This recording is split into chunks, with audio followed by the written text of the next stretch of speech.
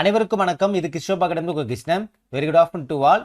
இந்த வீடியோ பதிவில் நம்ம செவிசாய் மெத்தடில் ஜிகே டாபிக் தான் நம்ம வந்து பார்த்துட்டு இருக்கோம். ஓகேங்களா? ஜிகேல என்ன யூனிட் பார்க்குறோம்? நம்ம பாலிட்டிக். ஓகேங்களா? ஸோ இது வரைக்கும் நம்ம என்னென்ன டாபிக் நம்ம செவிசாய் மெத்தடில் முடிச்சிருக்கோம் அப்படின்னு பார்த்தீங்கன்னா, அரசியலமைப்பினுடைய முகவரை, பிரியாம்பிள், அதுக்கப்புறம் குடியுரிமை, சிட்டிசன்ஷிப், அடிப்படை உரிமைகள், ஃபண்டமெண்டல் ரைட்ஸ், அடிப்படை கடமைகள், ஃபண்டமெண்டல் டியூட்டிஸ், இது இந்த 4 டாப்பிக்கு நம்ம வந்து A to Z நம்ம ப்ரீவியஸ் கொஸ்டின் பேப்பரோட சேர்ந்து எக்ஸ்ட்ரா பாயிண்ட்ஸோடவே சேர்த்து பார்த்துட்டோம். இதுக்கப்புறம் இதில் பாயிண்ட்ஸ் இல்லை அப்படிங்கிற அளவுக்கு நம்ம வந்து பார்த்துட்டோம். ஓகேங்களா? அடுத்த டாபிக் இது எல்லாமே நல்லா கேளுங்க. இது எல்லாமே வந்து இன்டைரக்டாக சிலபஸில் கவர் ஆகக்கூடிய டாபிக் கிடையாது. டைரக்டாக அந்த வார்த்தை அப்படியே இருக்கு, முகவுரைன்ட்டு அப்படியே இருக்கும். அரசியலமைப்புடைய முகவுரை, அடிப்படை கடமை, அடிப்படை உரிமை, குடியுரிமை அப்படின்ட்டு டைரக்டாக நமக்கு என்னது சிலபஸில் இருக்கிற டாபிக் தான் நம்ம ஃபஸ்ட்டு பார்த்துட்டு இருக்கோம். அதே மாதிரி இப்போ நம்ம பார்க்கக்கூடிய டாபிக் என்ன அப்படின்னு பார்த்தீங்கன்னா, அரசின் நெறிமுறை கோட்பாடுகள், டைரக்டிவ் பிரின்சிபல் ஆஃப் ஸ்டேட் பாலிசின்னு சொல்லுவாங்க, டிபிஎஸ்பி, அரசு நெறிமுறை உறுத்தும் கோட்பாடுகள். ஓகேங்களா? ஸோ இதை தான் நம்ம வந்து பார்க்க போகிறோம். அல்லது அரசு வழிகாட்டு நெறிமுறைகள்னு சொல்லுவாங்க. ஓகேங்களா? ரெண்டுமே ஒன்று தான். Okay, directive principle of state policy. Actually என்னென்னா, இப்போ ஒரு சிலருக்கு ஒரு டவுட் இருக்கும், சார் நம்ம ஒரு சில இதுக்கு எக்ஸ்ட்ரா ஆர்டிக்கல்லாம் படிக்கிறோம்ல, சட்டங்கள், அதாவது சட்ட பிரிவுகள் நம்ம வந்து படிக்கிறோம். ஓகேங்களா? ஸோ இந்த ஆர்டிக்கல் எக்ஸ்ட்ரா வந்து படிக்கணுமா சார்? நமக்கு வந்து குரூப் 4 எக்ஸாம் தானே சார், நமக்கு வந்து புக்கில் இருக்கிற தானே கேட்பாங்க, புக்கை தாண்டி படிக்கணுமானா ஒரு சில டாப்பிக்கு படிச்சு தான் ஆகணும். இப்போ ஒரு சில இது வந்து நமக்கு வந்து சிலபஸில் வந்து டைரெக்டாக அந்த டாபிக் கொடுத்துருக்க மாட்டாங்க, இன்டைரக்டாக தான் கொடுத்துருப்பாங்க. அதுக்கு நம்ம என்ன பண்ணிக்கலாம், நம்ம புக்கில் இருக்கிறது என்னவோ அதை மட்டும் படிச்சுக்கலாம். பட் டைரெக்டாக என்ன டாபிக் கொடுத்துருக்காங்களோ, இப்போ முகவரைன்னு கொடுத்துட்டாங்கன்னா முகவரை சம்மந்தமாக என்னங்கிறது நம்ம பார்த்துக்கணும். அது சம்மந்தமான ஆர்டிக்கல் டெப்த்தாகவே பார்த்துக்கிறது நல்லது. டிஎன்பிசியில் அப்படி தான் கேள்விகள் கேட்டுட்டு இருக்காங்க. உங்களுக்கு நான் டிஎன்பிசி கொஸ்டின்ஸ் ஏன் அட்டாச் பண்ணுறேன், நான் ஏனோ தானோ உங்களுக்கு நான் கொடுக்குறேன்னு நீங்கள் நினச்சிடக்கூடாது. நான் கொடுக்குறது என்ன தேவையில்லாத சார் நிறைய கொடுக்குறாருன்னு நீங்கள் நினச்சிடக்கூடாது. ஓகேங்களா? இந்த தடவை குரூப் 4ல் கொஸ்டின்ஸு தரமாக தான் இருக்கும். நம்மளுடைய சேஃப்டிக்கு டைரெக்டாக நமக்கு சிலபஸில் கவர் ஆகக்கூடிய டாபிக், நம்ம ஈஸியாக ஸ்கோர் வாங்கக்கூடிய டாபிக் நீங்கள் வாங்கிடணும். அதனால தான் நம்ம வந்து இந்த குடியுரிமை, அடிப்படை உரிமை, அடிப்படை கடமைகள், முகவுரை இதெல்லாம் ஏன் இனிஷியலாக கொடுக்குறேன்னா, அதெல்லாம் கொஞ்சம் வந்து டைரெக்டாக சிலபஸில் கவர் ஆகுது, கொஞ்சம் எக்ஸ்ட்ரா இன்ஃபர்மேஷன் சேர்த்து படிக்கணும் அப்படிங்கிறதுனால தான். ஓகேங்களா? ஸோ மற்றதெல்லாம் நம்ம வரும்போது இப்போ உள்ளாட்சி அமைப்புகள் அப்படிங்கும்போது அதில் இருக்கிறது நம்ம பார்த்தா போதும். ஓகேங்களா? சரி, ஓகே, ஒரு சில இது மட்டும் நான் சொல்கிறேன். ஓகேங்களா? இப்போ தேர்தல் கொடுத்துருக்காங்க, இப்போ தேர்தல் சம்மந்தமாக நம்ம இதில் என்ன இருக்கோ அதை மட்டும் பார்த்தா போதும். சரி, ஓகே. இப்போ நம்ம பார்க்கக்கூடியது அரசியல் நெறிமுறை கோட்பாடுகள், நமக்கு 10th ஸ்டாண்டர்டு புக்லேயே கொடுத்துருப்பாங்க. ஸோ இதில் வந்து ஒரு சில ஆர்டிக்கலில் இதில் வந்து என்ன கொடுத்துருப்பாங்கன்னா, ஸ்கூல் புக்கில் ஆர்டிக்கல் இதிலேருந்து இது வரைக்கும் அரசு நெறிமுறை கோட்பாடுகள் பற்றி சொல்லியிருக்காங்கன்னு மட்டும் தான் சொல்லியிருப்பாங்க. ஒவ்வொரு ஆர்டிக்கல் என்னங்கிறது சொல்லியிருக்க மாட்டாங்க. பட் நம்ம அதை படித்து தான் ஆகணும்.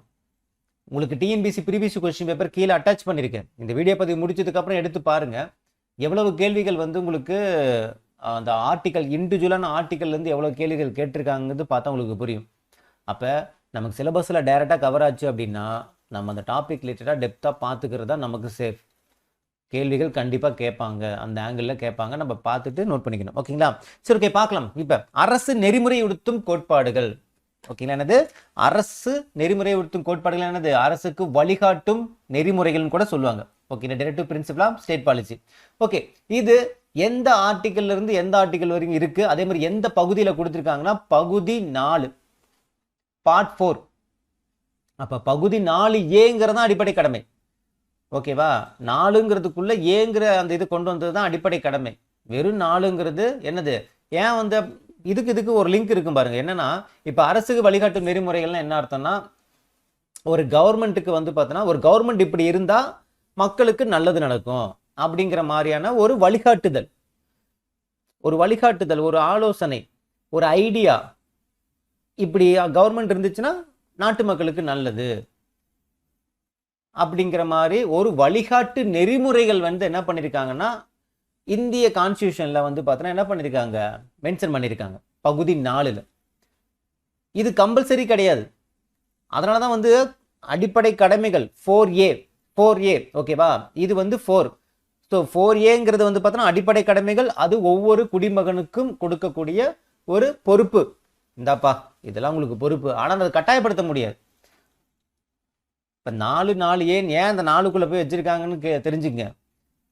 ஏன் அடிப்படை கடமை வந்து பார்த்தோன்னா 4Aக்குள்ளே போய் வச்சாங்க அப்படின்னா, இந்த 4ங்கிறது கவர்மெண்ட்டுக்கு கொடுக்கக்கூடிய ஒரு வழிகாட்டுதல். 4Aங்கிறது குடிமக்களுக்கு கொடுக்கக்கூடிய பொறுப்புகள். ரெண்டுக்குமே வந்து பார்த்தோன்னா சேம் அதே தான். இது இண்டிவிஜுவலாக ஒவ்வொரு இந்திய குடிமகனும் பின்பற்ற வேண்டியது.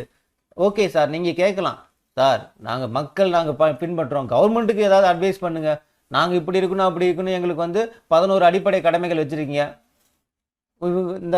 இந்த சிட்டிசனுக்குலாம், உங்கள் இந்தியன் சிட்டிசனுக்குலாம் உங்களுக்கு இந்த பொறுப்பு இருக்குப்பா, 11 அடிப்படை கடமை இருக்குது, உங்கள் கடமையை வந்து நீங்கள் தவறிடாதீங்க. சரிங்க சார், கவர்மெண்ட்டுக்கும் சொல்லுங்கள், அவங்களும் கேட்கணுமில்ல, அவங்களுக்கும் ஒரு சில கடமைகள் கொடுத்துடுங்க, பொறுப்புகள் கொடுத்துடுங்க அப்படின்ட்டு. ஓகே சிந்தாப்பா கவர்மெண்ட், நீங்கள் இப்படி தான்ப்பா வந்து இருக்கணும், நீங்கள் இப்படி இருந்தால் மக்களுக்கு நல்லதுப்பா, இருக்கணுங்கிறது கட்டாயம் கிடையாதுப்பா, இப்படி இருந்தால் மக்களுக்கு நல்லதுப்பா, இதை கொஞ்சம் ஃபாலோ பண்ணிக்கப்பா அப்படின்ட்டு கவர்மெண்ட்டு கொடுக்குறது. அது 4A. இது 4Aங்கிறது குடிமக்களுக்கு, 4ங்கிறது கவர்மெண்ட்டுக்கு, அரசுக்கு. அதான் அரசுக்கு வழிகாட்டும் நெறிமுறைகள் அல்லது அரசு நெறிமுறைப்படுத்தும் கோட்பாடுகள். கிளியரா? புரிஞ்சுங்களா? சரி ஓகே. இது பகுதி 4ல கொடுத்துருக்காங்க. ஓகேங்களா? ஆர்டிக்கல் எதுல இருந்து எது வரைக்கும் அப்படின்னு பார்த்தோன்னா 36 to 51. இந்த அடிப்படை கடமை இருக்கா? சரி, அடிப்படை உரிமைகள் இருக்கா? அடிப்படை உரிமை 12 to 35. அடுத்தது உடனே இது ஸ்டார்ட் ஆயிடுது. அடிப்படை உரிமை 12 to 35. அடுத்த ஆர்டிக்கல் 36ல இருந்து அப் டு 51 வரைக்கும் இருக்கக்கூடியது அரசு நெறிமுறை உடுத்தும் கோட்பாடுகள். ஓகேங்களா? உரிமை முடிஞ்சதுமே என்ன ஆகுது? அடுத்து அரசுக்கு உண்டான அந்த கடமைகள் ஸ்டார்ட் ஆகுது. 36 to 51 பகுதி 4 ரொம்ப ரொம்ப ரொம்ப ரொம்ப முக்கியம். ஓகேங்களா? ஓகே, இது எந்த நாட்டில இருந்து எடுத்திருக்காங்க அப்படி பார்த்தோன்னா அயர்லாந்து. எந்த நாடு? அயர்லாந்து. ஓகேங்களா? ஸோ இது ரொம்ப முக்கியம். அப்போ 3 இன்ஃபர்மேஷன், இது வந்து மோஸ்ட் இம்பார்ட்டன்ட் 3 இன்ஃபர்மேஷன். என்னென்னது? எந்த பகுதி? 4, ஆர்டிகல் 36 to 51, எந்த நாட்டிலிருந்து இந்த இதை வந்து நம்ம எடுத்திருக்கோம் அப்படின்னு பார்த்தீங்கன்னா அயர்லாந்து. ஓகேங்களா? கிளியரா? சரி ஓகே. இப்போ இது நம்ம 3 பாயிண்ட் நம்ம சொல்லிட்டோம். ஓகேங்களா? இப்போ இதில் வந்து நம்ம புக்கில் இருக்கக்கூடிய தகவல் நான் சொல்கிறேன், ஒரு சில பாயிண்ட்ஸ் உங்களுக்கு சொல்கிறேன். புக்கில் இருக்கிற தகவல் பாருங்க. அரசு நெறிமுறைப்படுத்தும் கோட்பாடுகள் பகுதி 4 சட்டப்பிரிவு 36 to 51 வரை தரப்பட்டுள்ளது. ஓகே. அரசியலமைப்பு சட்டம் வழிகாட்டு நெறிமுறைகளுக்காக தனியாக எந்த ஒரு வகைப்பாட்டினையும் கொண்டிருக்கப்படவில்லை. ஸோ அரசுக்கு வழிகாட்டு நெறிமுறைகளுக்கு செப்பரேட்டெல்லாம் எதுவுமே கிடையாது அரசியலமைப்பில். ஓகேங்களா? அதான் சொல்றாங்க பாருங்க. அரசியலமைப்பு சட்டம் வழிகாட்டு நெறிமுறைகளுக்காக தனியாக எந்த ஒரு வகைப்பாட்டினும் கொண்டிருக்கப்படவில்லை. இருப்பினும் பொருளடக்கம் மற்றும் வழிகாட்டுதலின் அடிப்படையில் அது 3 கேட்டகரியா பிரிச்சு கொடுத்துருக்கதா சொல்றாங்க. உங்களுக்குன்னு செப்பரேட்டா வந்து இது அது இதுன்னு இல்லாம ஒரு 3 கேட்டகரியா பிரிச்சு கொடுத்துருக்குன்னு சொல்றாங்க. ஓகேங்களா? இங்க பாருங்க, அரசியலமைப்பு சட்டம் வழிகாட்டும் நெறிமுறைகளுக்காக தனியாக எந்த ஒரு வகைப்பாட்டினையும் கொண்டிருக்கவில்லை. அதுக்குன்னு செப்பரேட்டா ஒரு வகைப்பாடு இவங்களுக்கு இது அப்படிங்கறலாம் இல்லை. ஓகேங்களா? ஒரு 3 பிரிவா பிரிச்சிருக்காங்க. அது என்னன்னு பார்த்தோன்னா சமதர்மம், காந்தியம், தாராள அறிவு சார்ந்தவை. இந்த மாதிரி 3ஆ பிரிச்சிருக்காங்களாம். அப்ப இந்த அரசு வழிகாட்டு நெறிமுறைகள் இருக்கக்கூடிய ஆர்டிகல் 36 to 51 3 கேட்டகரியா பிரிச்சிருக்காங்க. அப்ப சமதர்மத்துக்குள்ள என்னென்ன ஆர்டிகல் வருங்கிறது தெரிஞ்சுக்கணும். இந்த 36 to 51 ஆர்டிகல் இருக்கு பாத்தீங்களா? அது சமதர்மக்குள்ள என்னென்ன ஆர்டிகல்ல வரும், அதே மாதிரி காந்தியத்துக்குள்ள என்னென்ன ஆர்டிகல் வரும், தாராள அறிவை சார்ந்தவை அப்படிங்கிறதுக்குள்ள என்னென்ன ஆர்டிகல் வருங்கிறது தெரிஞ்சுக்கணும். ஸோ அதெல்லாம் எப்படி சார் ஏங்க சார் தெரிஞ்சுக்கணுமானா கண்டிப்பா அது கேள்வியா கேட்டிருக்காங்க டிஎன்பிசியில். கிளியரா? கொஞ்சம் பார்த்துட்டு போய்க்கிறது நல்லது. சரிங்களா? சரி ஓகே. அதே மாதிரி இந்த கொள்கைகள் நீதிமன்றத்தால் வலுக்கட்டாயமாக செயல்படுத்த முடியாது. நமக்கு அடிப்படை கடமைகள்ல பார்த்தோம் பார்த்தீங்களா? அதே தான். அடிப்படை கடமைகள் வந்து இன்டைரக்டா தான் வந்து என்ன பண்ண முடியும், அந்த சட்டங்கள் மூலமா நிறைவேற்ற முடியும் அடிப்படை கடமைகளை. பட் டைரக்டா வந்து கட்டாயப்படுத்த முடியாது. அதே மாதிரி தான் இங்கேயும் இந்த கொள்கைகள் நீதிமன்றத்தால் வலுக்கட்டாயமாக செயல்படுத்த முடியாது. ஓகே. ஆனால் இவை ஒரு நாட்டினை நிர்வகிக்க அவசியமானவை. அதாவது கட்டாயப்படுத்த முடியாது, பட் இது ரொம்ப அவசியமான ஒரு வழிகாட்டுதல்கள். ஓகேங்களா? சமுதாய நலனை மக்களுக்கு தருவது இதன் நோக்கம். ரொம்ப ரொம்ப முக்கியமான பாயிண்ட். ஓகேங்களா? ஒரு சமுதாய நலனை நோக்கி அமைக்கப்பட்ட ஒரு கோட்பாடு தான் இந்த அரசு நெறிமுறைப்படுத்தும் கோட்பாடு. சமுதாய நலன் இதான் வந்து அதனுடைய மெயின் நோக்கம். ஓகேங்களா? அதனாலதான் அம்பேத்கர் இதை என்ன சொல்றாரு அப்படின்னு பாத்தீங்கன்னா புதுமையான சிறப்பம்சம் சொல்றாரு. இந்த அரசு நெறிமுறைப்படுத்தும் கோட்பாடை வந்து புதுமையான சிறப்பம்சம், புதுசா இருக்குடா, புதுசா இருக்குப்பா அப்படிங்கிற மாதிரி புதுமையான சிறப்பம்சம் அப்படிங்கிறாங்க. அதாவது சொல்றது சொல்லிட்டோம், அப்புறம் உன்னோட விஸ்டம் அப்படிங்கிற மாதிரி தான் கவர்மெண்ட்டுக்கு. சொல்கிறது சொல்லிட்டேன்ப்பா, நீங்கள் கேட்டிங்கன்னா மக்களுக்கு நல்லது. அதுக்காக நம்ம மேலே நான் கேஸ் போட முடியுமா? கவர்மெண்ட் மேலே போட முடியாது. ஒரு கவர்மெண்ட்டு அரசு வழிகாட்டு நெறிமுறைகள் வந்து ஃபாலோ பண்ணல அப்படின்ட்டு கேஸ் போட முடியாது. கிளியரா? ஓகேங்களா? சரி, ஓகே. இவ்வளோ தான் புக்கில் கொடுத்துருக்குறது. அப்புறம் ஒரு பாக்ஸ் ஒன்று, ஒரு டிஃப்ரென்சியேஷன் ஒன்று கொடுத்துருப்பாங்க. அதாவது அடிப்படை உரிமைகளுக்கும் அரசு நெறிமுறைப்படுத்தும் கோட்பாடுகளுக்கும் என்ன ஒரு வித்தியாசங்கிறது கொடுத்துருப்பாங்க. ஓகேங்களா? என்ன வித்தியாசம்? அடிப்படை உரிமைங்கிறது அமெரிக்கா நாட்டிலிருந்து நம்ம எடுத்திருப்போம். அரசு நெறிமுறைப்படுத்தும் கோட்பாடுங்கிறது நம்ம அயர்லாந்து நாட்டிலிருந்து எடுத்திருப்போம். ஓகேங்களா? அப்புறம் அரசாங்கத்தால் கூட இந்த உரிமையை சுருக்கவோ நீக்கவோ முடியாது. எது? அடிப்படை உரிமையை. அடிப்படை உரிமை நான் கவர்மெண்ட் நினைச்சா சுருக்கி விரிக்க முடியுமா? எதுவும் பண்ண முடியாது. ஓகேங்களா? ஆனால் அரசு நெறிமுறைப்படுத்துதல் கோட்பாடுங்கிறது ஜஸ்ட் ஒரு அறிவுறுத்தல்ங்கிறாங்க, ஒரு அட்வைசபிள், அவ்வளோதான். அட்வைஸ் பண்ணுறேன், கேட்டுக்கோ அப்படிங்கிற மாதிரி தான். ஓகேங்களா? அடுத்து, இவற்றை நீதிமன்றத்தால் செயல்படுத்த முடியும். எது? அடிப்படை உரிமைகள் நீதிமன்றத்தால் செயல்படுத்த முடியும். அதான் நீதி பேரணை பார்த்த பார்த்தீங்களா, அது மாதிரி. பட் அரசு நெறிமுறைப்படுத்துதல் எந்த நீதிமன்றம் கட்டாயப்படுத்த முடியாது. ஸோ ஃபண்டமெண்டல் ரைட்ஸை வந்து ஒரு கவர்மெண்ட்டு, சாரி, ஒரு நீதிமன்றம் வந்து என்ன பண்ணலாம், அவங்க செயல்படுத்த முடியும், சட்டத்தால் வந்து செயல்படுத்த முடியும். பட் அரசு நெறிமுறைப்படுத்தும் கோட்பாடு வந்து அப்படி பண்ண முடியாது, நீதிமன்றம் கட்டாயப்படுத்த முடியாது. அதே மாதிரி இவை சட்ட ஒப்புதல் பெற்றவை. எது? அடிப்படை உரிமைகள். அடிப்படை உரிமைகள் என்னது? சட்ட ஒப்புதல் பெற்றது. பட் இது வந்து தார்மீக மற்றும் அரசியல் ஒப்புதல் பெற்றது. அப்படின்னு என்ன அர்த்தம்? ஓகே, அவங்களா தார்மீகமா சொல்லுவாங்களே, தார்மீகத்தில் நாம் எடுத்துக்கிறது அப்படிங்கிறது, நம்மளா பார்த்து எடுத்துக்கிறது. ஓகேங்களா? இந்த உரிமைகள், அதாவது அடிப்படை உரிமைகள் வந்து பார்த்தா நாட்டின் அரசியல் ஜனநாயகத்தை வலுப்படுத்துகிறது. நாட்டினுடைய அரசியல் ஜனநாயகத்தை வலுப்படுத்துறது அடிப்படை உரிமைகள். ஓகேவா? ஜனநாயக நாடுன்னு எது சொல்றோம்? எல்லாத்துக்கும் எல்லா ரைட்ஸ் இருக்கு அப்படிங்கிற மாதிரி. அப்ப இந்த கொள்கைகள், அதாவது அரசு வழிகாட்டும் நெறிமுறை கொள்கைகள் வந்து பார்த்தீங்கன்னா செயல்படுத்தும் பொழுது சமுதாய மற்றும் பொருளாதார ஜனநாயகம் உறுதியாகிறது. ஸோ சமுதாய நலன் தானே, அப்போ சமுதாய ஜனநாயகம்ங்கிறது இங்கே உருவாகுதுங்கிறாங்க. ஸோ அவ்வளோதான் வித்தியாசம். ஜஸ்ட் நீங்கள் அதை பார்த்துக்கிட்டா போதுமானது, ரொம்ப டெப்த்தாக தேவையில்லை. கிளியராக இதுதான் புக்கில் கொடுத்துருக்கக்கூடிய தகவல். 12th புக்லையும் இதே தகவல் தான் கொடுத்துருக்காங்க, ஒன்றும் டிஃப்ரென்ஸாலாம் எதுவுமே கிடையாது. ஓகேங்களா? அதே மாதிரி இந்த அரசு வழிகாட்டு நெறிமுறைகள்ங்கிறது ஒரு மெயினாக எதுக்காக அப்படின்னு பார்த்தோன்னா, இந்த ஒரு சட்டம் இயற்றுறாங்கன்னு வச்சுங்களேன், ஒரு சட்டம் இயற்றுறாங்க, அதை நடைமுறைப்படுத்துகிறாங்க. அப்போ சட்டம் இயற்றும் போதும் நடைமுறைப்படுத்தும் போதும் இருக்கக்கூடிய ஒரு சில விஷயங்கள் நீங்கள் தெரிஞ்சுக்கணும் அப்படிங்கிறதுக்காக தான். அது ஓகேங்களா? அரசு பின்பற்ற வேண்டிய என்னது வழிமுறைகள், இது எல்லாமே வந்து என்ன பண்ணியிருப்பாங்கன்னா இந்த அரசுக்கு வழிகாட்டு நெறிமுறைகளை கொடுத்துருப்பாங்க. ஒரு சட்டம் எப்படி இயற்றணும், அது எப்படி நடைமுறைப்படுத்தணும் அப்படிங்கிறதுக்கான ஒரு சில இன்ஃபர்மேஷன் வந்து இதில் கொடுத்துருப்பாங்க. Article number 36 to 51. ஓகேங்களா? அதனால தான் சொல்கிறாங்க, இந்த இது வந்து ஒரு மனசாட்சியாக இருக்குதுங்கிறாங்க. டே, மனசாட்சிப்படி நடந்துக்குங்கப்பா அப்படின்னு சொல்கிறோம்ல, தம்பிகளா மனசாட்சிப்படி நடந்துக்குங்க, கொஞ்சமாச்சும் உங்களுக்கு மனசாட்சி இருக்குங்களா அப்படின்னு நம்ம கேட்குறோம் பார்த்தீங்களா, அதான் சொல்கிறாங்க. இது அரசியலமைப்பினுடைய ஒரு மனசாட்சியாக இருக்கிறது அப்படி மாதிரி சொல்கிறாங்க. ஓகேங்களா? ஓகே, இது வந்து மக்களுடைய கருத்தை வெளிப்படுத்தும் விதமாகவும் அதே மாதிரி குறிக்கோளை பூர்த்தி செய்யும் விதமாகவும் இருக்குது. ஸோ மக்களுடைய ஒரு கருத்து என்னவோ அதை வந்து வெளிப்படுத்துகிற மாதிரி இருக்குது. ஏன்னா மக்களுடைய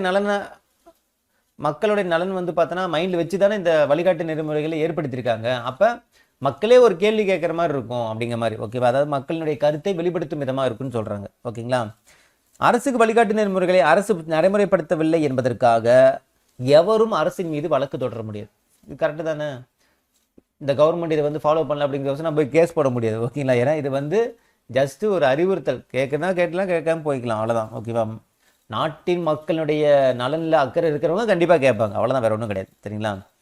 ஓகே, பார்த்துட்டோம். எக்ஸ்ட்ரா ஒரு சில இது உங்களுக்கு இன்னும் கொஞ்சம் டெப்த்தாக உங்களுக்கு புரிஞ்சிருக்குன்னு நினைக்கிறேன். ஓகேங்களா? இப்போ நம்ம ஆர்டிக்கல் பார்க்கலாம். ஓகேங்களா? Article number 36 to 51. இது ரொம்ப கொஞ்சம் நுனிப்பாக நீங்கள் கவனிக்கணும். என்னுடைய நோட்ஸும் நான் கீழே கொடுத்துருக்கேன். இந்த இதுக்கான நோட்ஸ், இந்த டாப்பிக்கான நோட்ஸ் வந்து மைண்ட் நோட்ஸ் அப்படின்ட்டு வந்து பிடிஎஃப்ல நான் வந்து கொடுத்துருக்கேன், பாருங்க. அதே மாதிரி ப்ரீவியஸ் கொஸ்டின் பேப்பரில் கேட்ட கேள்விகளும் நம்ம வந்து கொடுத்துருக்கோம், அதையும் பார்த்துக்கங்க. ஓகேங்களா? ஓகே, இதில் வந்து பார்த்தீங்கன்னா உங்களுக்கு ஆர்டிக்கல் நம்பர், ஒரு நிமிஷம், எஸ், ஆர்டிக்கல் நம்பர் 36, 37, 38, அதாவது 36 51 வரைக்கும். ஓகேங்களா? ஒவ்வொரு ஆர்டிக்கல் என்னென்ன சொல்லுதுங்கிறது நம்ம வந்து பார்த்து தான் ஆகணும். ஓகேங்களா? ஒவ்வொரு ஆர்டிக்கலும் என்னென்ன சொல்லுங்கிறது நம்ம பார்த்து தான் ஆகணும். ஓகே, இப்போ ஆர்டிக்கல் வந்து 36 to 51 நான் முடிஞ்ச வரைக்கும் அது என்னென்னங்கிறது நான் சொல்கிறேன். என் நோட்ஸ்லேயும் நான் கொடுத்துருக்கேன். ஓகேங்களா? இப்போ ஜஸ்ட்டு காது கொடுத்து கேளுங்க. அதுக்கு முடிஞ்ச வரைக்கும் நான் ஷார்ட்கட் நான் சொல்கிறேன். ஓகேங்களா? இல்லை உங்களோட ஓனாக நீங்கள் ஷார்ட்கட் நீங்கள் வந்து கிரியேட் பண்ணிட்டாலும் சரி, ஏன்னா ரொம்ப டிஃபிகல்ட்டாக இருக்கும் 36 to 51 வரைக்கும். ஜஸ்ட்டு காது கொடுத்து கேளுங்க. சரிங்களா? எவ்வளோக்கு எவ்வளோ ஞாபகம் இருக்கோ அந்த அளவுக்கு நீங்கள் வந்து யூட்டிலைஸ் பண்ணீங்க. ஏன்னா ப்ரீவியஸ் கொஸ்டின் பேப்பரில் அவ்வளோ கேள்வி இதிலிருந்து ஆர்டிக்கல்லேருந்து கேட்டிருக்காங்க. சரிங்களா? அதுக்காக தான் நான் சொல்கிறேன். ஈஸியாக கொஞ்சம் காது கொடுத்து கேட்டிங்கன்னா அட்டன் பண்ணலாம். ஓகேங்களா? சரி, ஓகே. ஃபஸ்ட்டு ஆர்டிக்கல் நம்பர் 36, இந்த 36, 37, 38, 39 இதெல்லாம் வந்து 3 சம்திங்கில் வருதா? ஃபஸ்ட் இதில் 3 3 3ஆ வருதா? அடுத்து 40, 41, 42, 43, 44, 45 இதெல்லாம் 4ங்கிறதுல வருதா? ஸோ ஃபஸ்ட்டு இந்த 30 சில்லறையில் இருக்கிறது நான் சொல்லிடுறேன். 30 சம்திங் இருக்கும் பார்த்தீங்களா? அதை நான் சொல்லிடுறேன். ஸோ இந்த 30ல் வந்து 3 இருக்குல்ல, ஃபஸ்ட்டு 3 இருக்குல்ல. 3னா என்னது? 3 அப்படின்னா என்னது இங்கிலீஷில்? மூன், நிலா. நிலா யாரு? ஒரு சிலருக்கு தெரியும், ஒரு சிலர் தெரிஞ்சு. நிலா யாரு? வானத்தில் இருக்கிற நிலா சொல்லலாம். என் பொண்ணு பேர் நிலா தான், துளிர் நிலா. துளிர் நிலா.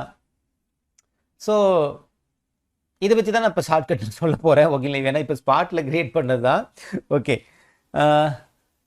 சொல்கிறேன், முடிஞ்ச வரைக்கும் அட்ஜஸ்ட் பண்ணிங்க. சரிங்களா?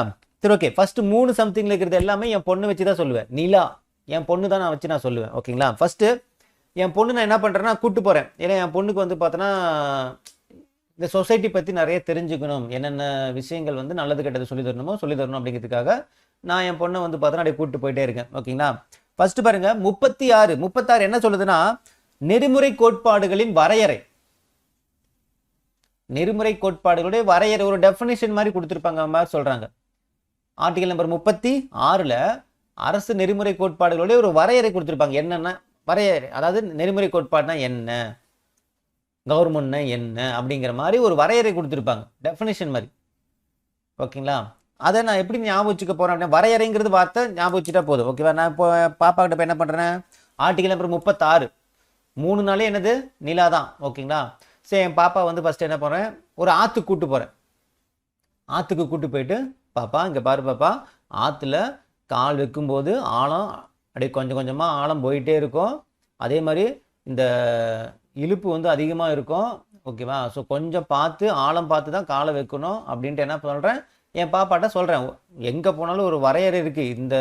இதுக்கப்புறம் இறங்கலாமா வேணாமா, இல்லை தண்ணி ரொம்ப வேகமாக போகுது, இழுத்துட்டு போகுது, நம்ம ஹைட்டுக்கு அது கரெக்டாக இருக்குமா அப்படின்ட்டு அந்த வரையறை தெரிஞ்சு நம்ம வந்து ஆற்றுல இறங்கணும் பாப்பா அப்படின்ட்டு ஃபஸ்ட்டு என் பாப்பாவுக்கு அந்த விஷயம் சொல்லிக் கொடுக்குறேன். யாருக்கு சொல்லிக் கொடுக்குறேன்? 3க்கு. 3 யார்? நிலாக்கு, என் பொண்ணுக்கு. ஓகேங்களா?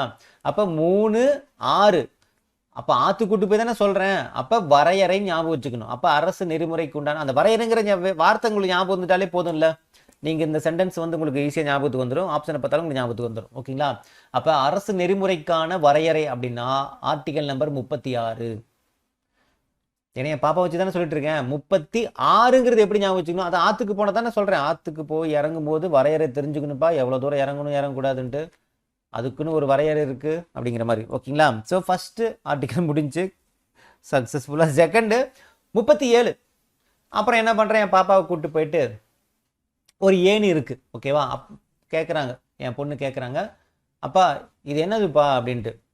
இதுதாம்மா ஏணி. நம்ம இங்கேருந்து ஒரு மேலே போய் பார்க்கணும், ஒரு தொட்டி தண்ணி இருக்கா இல்லையா, இல்லை இங்கேருந்து செவுத்து மேலே ஏறணும்னு வச்சிங்களேன், நம்ம என்ன பண்ணோம், நம்ம படிக்கட்டு இருந்தால் ஏறலாம், இல்லாத பட்சத்தில் செவுத்தில் ஏறணும்னா என்ன பண்ணுவாங்க, ஏன்னா அங்கே ஒருத்தர் பெயிண்ட் அடிச்சிட்டு இருக்காரு, ஏணி மேலே ஏற நின்று பெயிண்ட் அடிச்சிட்டு இருக்காரு, இது பேர் ஏணி பாப்பா அப்படின்னு என் பாப்பாவுக்கு நான் சொல்லித்தரேன். அப்போ ஏணி 7னா ஏணி ஞாபகம் வச்சுக்கணும். 7னா என்னது? ஏணி. ஓகேங்களா? அப்போ அதோடைய பயன்பாடு பற்றி சொல்கிறேன். இந்த மாதிரி ஏறி நம்ம ஹைட்டாக ஏறுறதுக்கு ரொம்ப ஹெல்ப்ஃபுல்லாக இருக்கும். இங்கே பாருங்கள், ஏணி மேலே ஏறி நம்ம பெயிண்ட் அடிக்கலாம். ஏதாவது பொருட்கள் ஹைட்டாக இருக்கிற பொருட்கள் வந்து பார்த்தோன்னா மரத்தில் ஹைட்டாக இருந்துச்சுன்னா அந்த பொருட்களை பறிக்கலாம். இல்லை நம்ம ஏதாவது செல்ஃபில் வந்து பாத்திரங்கள் இல்லை ஏதாவது பொருட்கள் போட்டு வச்சுருக்கோன்னா அதை எடுக்கிறதுக்கு யூஸ் பண்ணிக்கலாம். அப்போ ஏணியோட பயன்பாடு சொல்லிக் கொடுக்குறேன் பாப்பாவுக்கு. அப்படியே நடந்து போயிட்டே இருக்கிற தெருவில் ஒன்று ஒன்றா சொல்லிக் கொடுத்துட்டே வரேன். அப்போ 3னா என் பாப்பாவுக்கு ஏணியை பற்றின பயன்பாடுகள் சொல்லித்தரேன். ஏணினா 7. அப்போ 37ங்கிறது என்ன சொல்லுதுன்னா அரசு நெறிமுறை கோட்பாடுகளுடைய பயன்கள். அதாவது முதல் 2 ஆர்டிகல் பாருங்கள். ஃபர்ஸ்ட் ஆர்டிகல் என்ன சொல்லுது? 36 அதுக்கான டெஃபினிஷன் சொல்லி விட்டுருது. ரெண்டாவது என்ன சொல்லுதுன்னா அதோடைய பயன்பாடுகள் என்னென்ன பயன்பாடுகள்னு சொல்லுது. அவ்வளோதான். அப்போ முதல் 2 புரிஞ்சுங்களா? ஸோ ஆர்டிகல் நம்பர் 37 என்ன சொல்லுதுன்னு கேட்டால் பயன்பாடு ஞாபகம் வந்துடும். 7 என்னது? ஏணி. ஏணினா பயன்பாடு. அப்போ பயன்பாடுங்கிற வார்த்தை ஆப்ஷன் இருக்கான்னு பார்க்கணும். இல்லை கேள்வியை கொடுத்து ஆர்டிகல் கேட்குறாங்கன்னா அரசு நெறிமுறைக்கான பயன்பாடுகள் பற்றிய ஆர்டிகல் என்ன, பயன்பாடுகளா, என்ன பயன்பாடு, ஆப்ஷனை பார்த்தா தெரிஞ்சு போயிடுது. ஓ பாப்பாவுக்கு வந்து ஏணி 10. ஏணியுடைய பயன்பாடுகள் தானே சார் சொன்னாங்க. அப்போ ஷார்ட்கட் அதை ஞாபகம் வச்சுக்க வேண்டியதான். கிளியரா? ஓகே, அப்போ அது முடிஞ்சு. அடுத்து மூணாவது வந்து பார்த்தோன்னா 38, ஆர்டிகல் நம்பர் 38 என்ன சொல்லுதுன்னா, மாநில மக்கள் நலன் கருதி சமூக ஒழுங்கினை பாதுகாத்தல். சமூக ஒழுங்கு, ஓகேங்களா? மாநில மக்களுடைய நலன் கருதி சமூக ஒழுங்கினை பாதுகாத்தல். சமூகத்தில் எப்படி ஒழுக்கமாக இருக்கணும் அப்படிங்கிற மாதிரி, ஓகேங்களா? சமூக ஒழுங்கு, ஓகேங்களா? சொசைட்டியில் எப்படி இருக்கணுங்கிறது, ஒழுக்கமாக இருக்கணுங்கிறது. அப்போ 38க்கு என்ன ஞாபகம் வச்சுக்கலாம்? 8ன்னு இருக்கு. என் பாப்பா என்ன பண்ணுறேன், 8ன்னா என்ன சொல்லலாம்?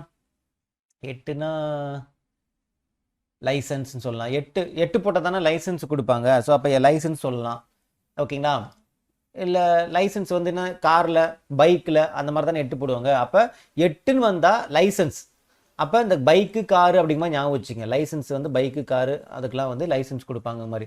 அப்போ என் பாப்பாட்ட சொல்கிறேன், பாப்பா இங்கே பாரு, இங்கே 2 வீலர் நிற்குது, இங்கே 4 வீலர், அதாவது அந்த சிக்னல்கிட்ட கூப்பிட்டு போயிட்டு, இங்கே பாரு ரெட்டு போட்டிருக்கா, ரெட்டு போட்டால் வண்டி ஸ்டாப் ஆகிடணும், க்ரீன் போட்டால் வண்டி கிளம்பணும் அப்படின்ட்டு என்ன பண்ணுறேன், அது சம்மந்தமாக லைசன்ஸ், அதாவது லைசன்ஸ்னால் என்னது, இந்த ரூல்ஸ் அண்ட் ரெகுலேஷன்லாம் சொல்கிறேன், வண்டி சம்மந்தப்பட்ட ரூல்ஸ் அண்ட் ரெகுலேஷன், ஓகேவா? அந்த சிக்னல் எப்படி கரெக்டாக ஃபாலோ பண்ணணும், ரோடு ரூல்ஸ் எப்படி ஃபாலோ பண்ணணும், ஓகேவா? ஸோ அதெல்லாம் சொல்லித்தரேன், ஓகேவா? அப்போ 8ங்கும் போது உங்களுக்கு அந்த ஞாபகத்துக்கு வந்துடணும்.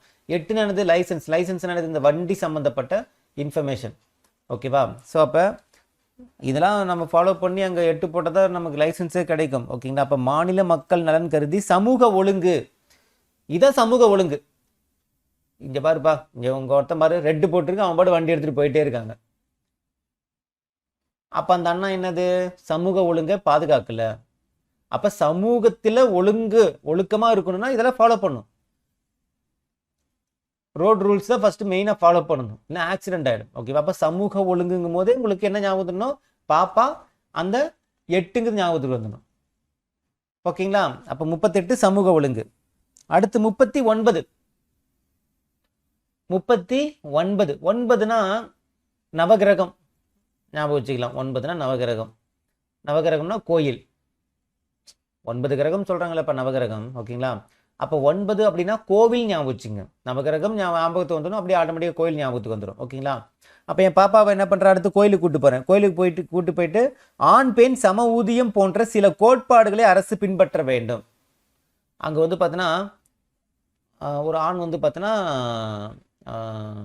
இதுவாக இருக்காங்க, பூசாரியாக இருக்காங்க. இன்னொரு பெண் வந்து பார்த்தீங்கன்னா அங்கே பணிவிடைகள் செஞ்சுட்டு இருக்காங்க வெளியில், அந்த கூட்டுறது பெருக்கிறது அது மாதிரி. ஸோ அந்த சம்பளம் வந்து பார்த்தோன்னா 2 பேத்துக்குமே ஈக்குவலாக தான் இருக்கணும். ஆணுக்கு ஒரு சம்பளம், பெண்ணுக்கு ஒரு சம்பளம். ஏன்னா 2 பேருமே அந்த கோயிலை வந்து பராமரிக்கிறாங்க அப்படிங்கிறனால, ஓகேவா? அப்போ அதையும் சொல்கிறேன், பாப்பா இந்த உலகத்தில் ஆண் பெண் 2 பேருமே ஈக்குவல், சமமாக இருக்கணும், அவங்களுடைய ஊதியமும் சமமாக இருக்கணும்னு மாதிரி சொல்கிறாங்க. அப்போ ஆண் பெண் சம ஊதியம் போன்ற சில கோட்பாடுகள் அரசு பின்பற்ற வேண்டும்.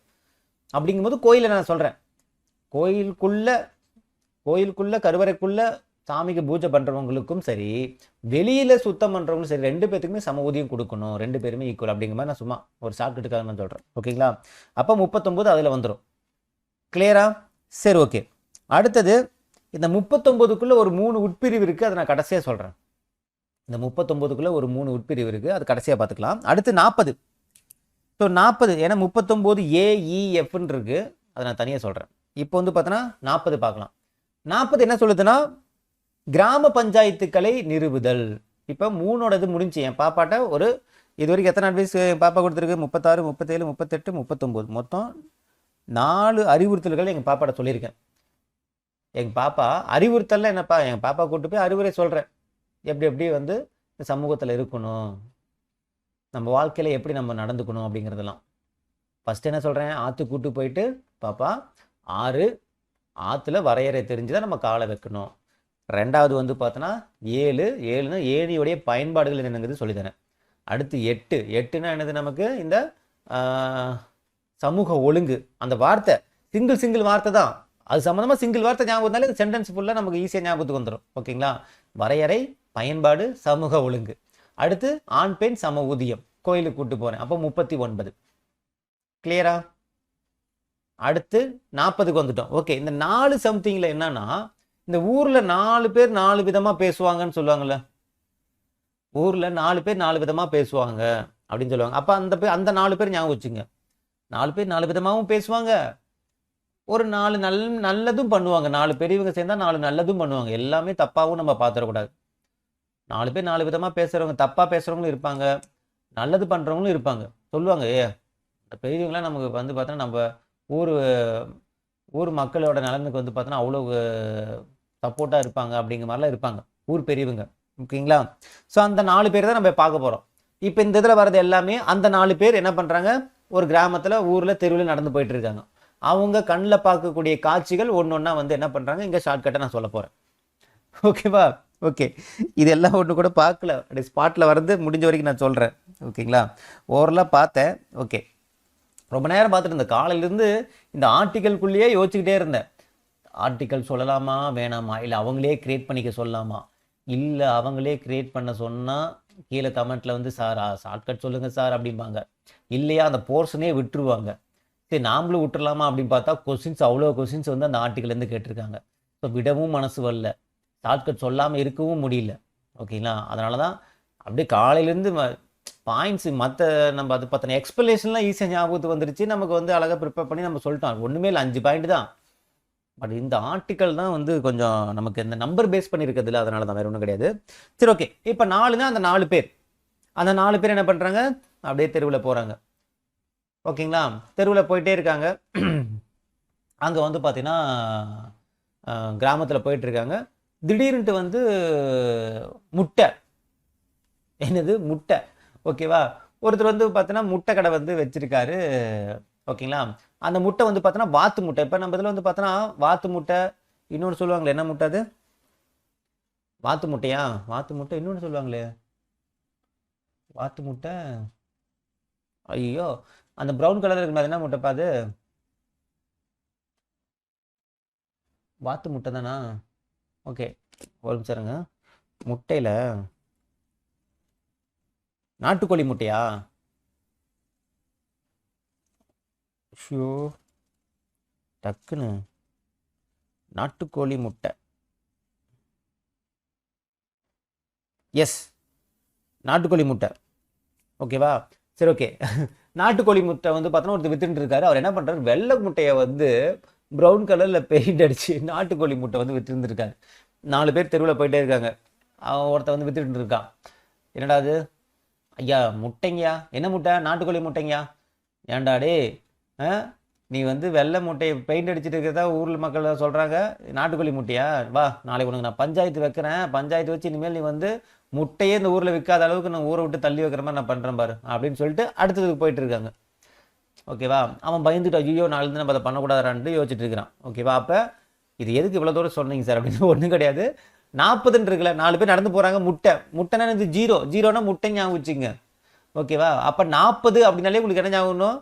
4 பேர் நடந்து போகிறாங்க, முட்டை அப்படின்னாலே பஞ்சாயத்துன்னு ஞாபகத்துக்கு வந்துடணும். அப்போ கிராம பஞ்சாயத்து, வாடா உன பஞ்சாயத்தில் இழுத்து விட்றேன், ஊரை விட்டு தள்ளி வச்சிடறேன் அப்படிங்கிற மாதிரி சொல்கிறாங்க. அப்போ கிராம பஞ்சாயத்துகளை ஏற்படுத்துதல் அப்படிங்கிறது ஆர்டிக்கல் நம்பர் 40. 40 4ங்கிறது அந்த 4 பேர், 0ங்கிறது முட்டை. அப்போ பஞ்சாயத்துங்கிற வார்த்தை உங்களுக்கு ஆட்டோமேட்டிக் ஞாபகத்துக்கு வந்துடணும்.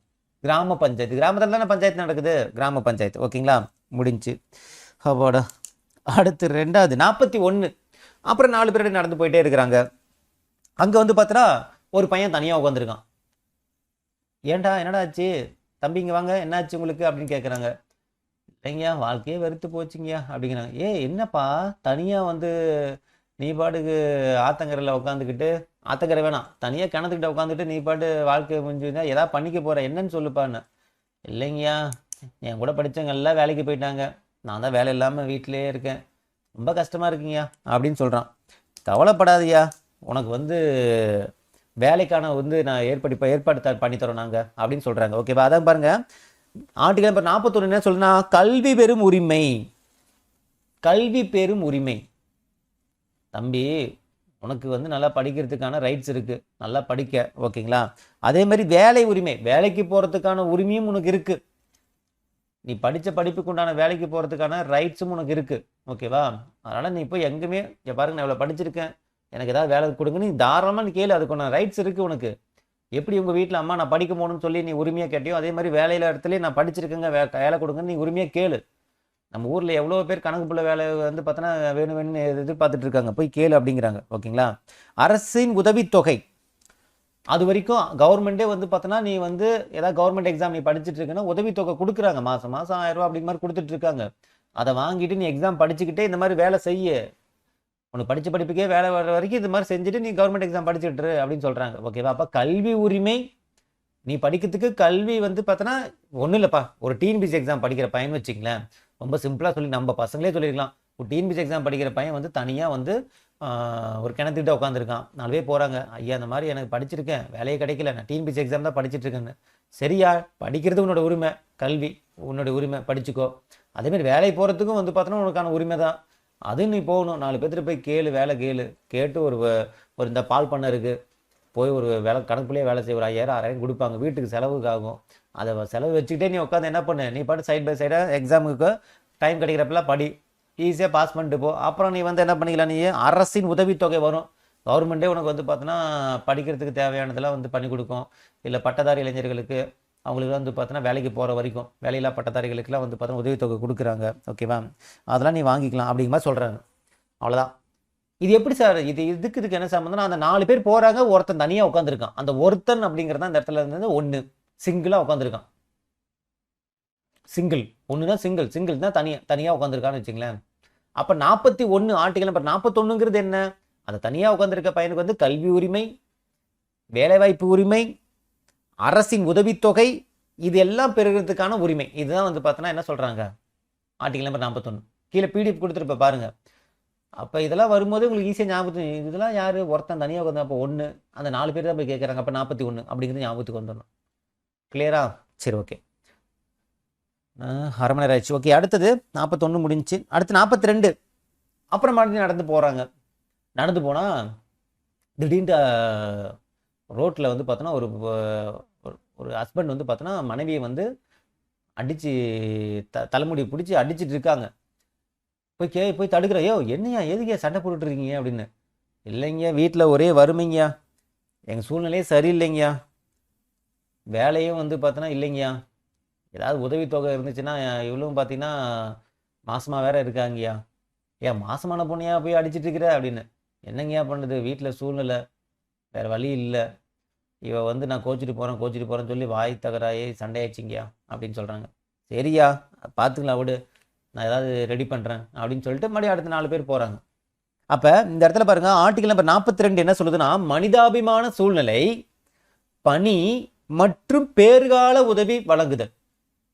அந்த பேறுகால உதவி தான் என்னது, ஓகே ப்ரெக்னெண்டாக இருக்காங்களா, சரி ஓகே, ஊர்லாம் சேர்ந்து ஒரு உதவி பண்ணி அவங்களுக்கு ஒரு காசு கொடுத்து வைக்கல, வேலை கிடைக்கிற வரைக்கும் அப்படிங்கிற, அவங்க சூழ்நிலை மாறுற வரைக்கும், இல்லை குழந்தை பிறக்கிற வரைக்கும் அப்படிங்கிற பேறுகால உதவி வழங்குதல்.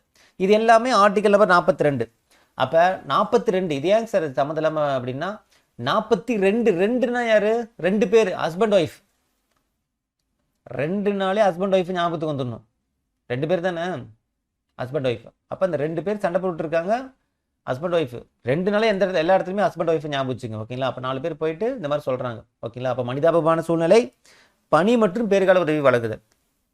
ஓகேங்களா? கிளியரா? சரி, ஓகே. அடுத்து 42 முடிஞ்சு, அடுத்து 43 என்ன சொல்லுதுன்னா, வாழ்வூதியத்தை பாதுகாக்க அனைத்து தொழிலாளர்களுக்கும் தரமான வாழ்க்கை, அனைத்து எம்ப்ளாயில இருப்பாங்க பார்த்தீங்களா, தொழிலாளிகள், அனைத்து தொழிலாளர்களுக்கும் தரமான வாழ்க்கை, சமூக கலாச்சார வாய்ப்புகள் ஏற்படுத்தி தருதல் இல்லை பாதுகாத்தல். எனது சமூக கலாச்சார வாய்ப்புகளை பாதுகாத்தல்.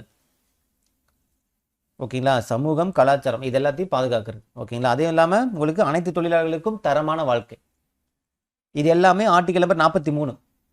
இது எப்படி ஞாபகம் வச்சுக்கலாம்? ஸோ அந்த 4 பேர் திரும்ப நடந்து போயிட்டே இருக்காங்க.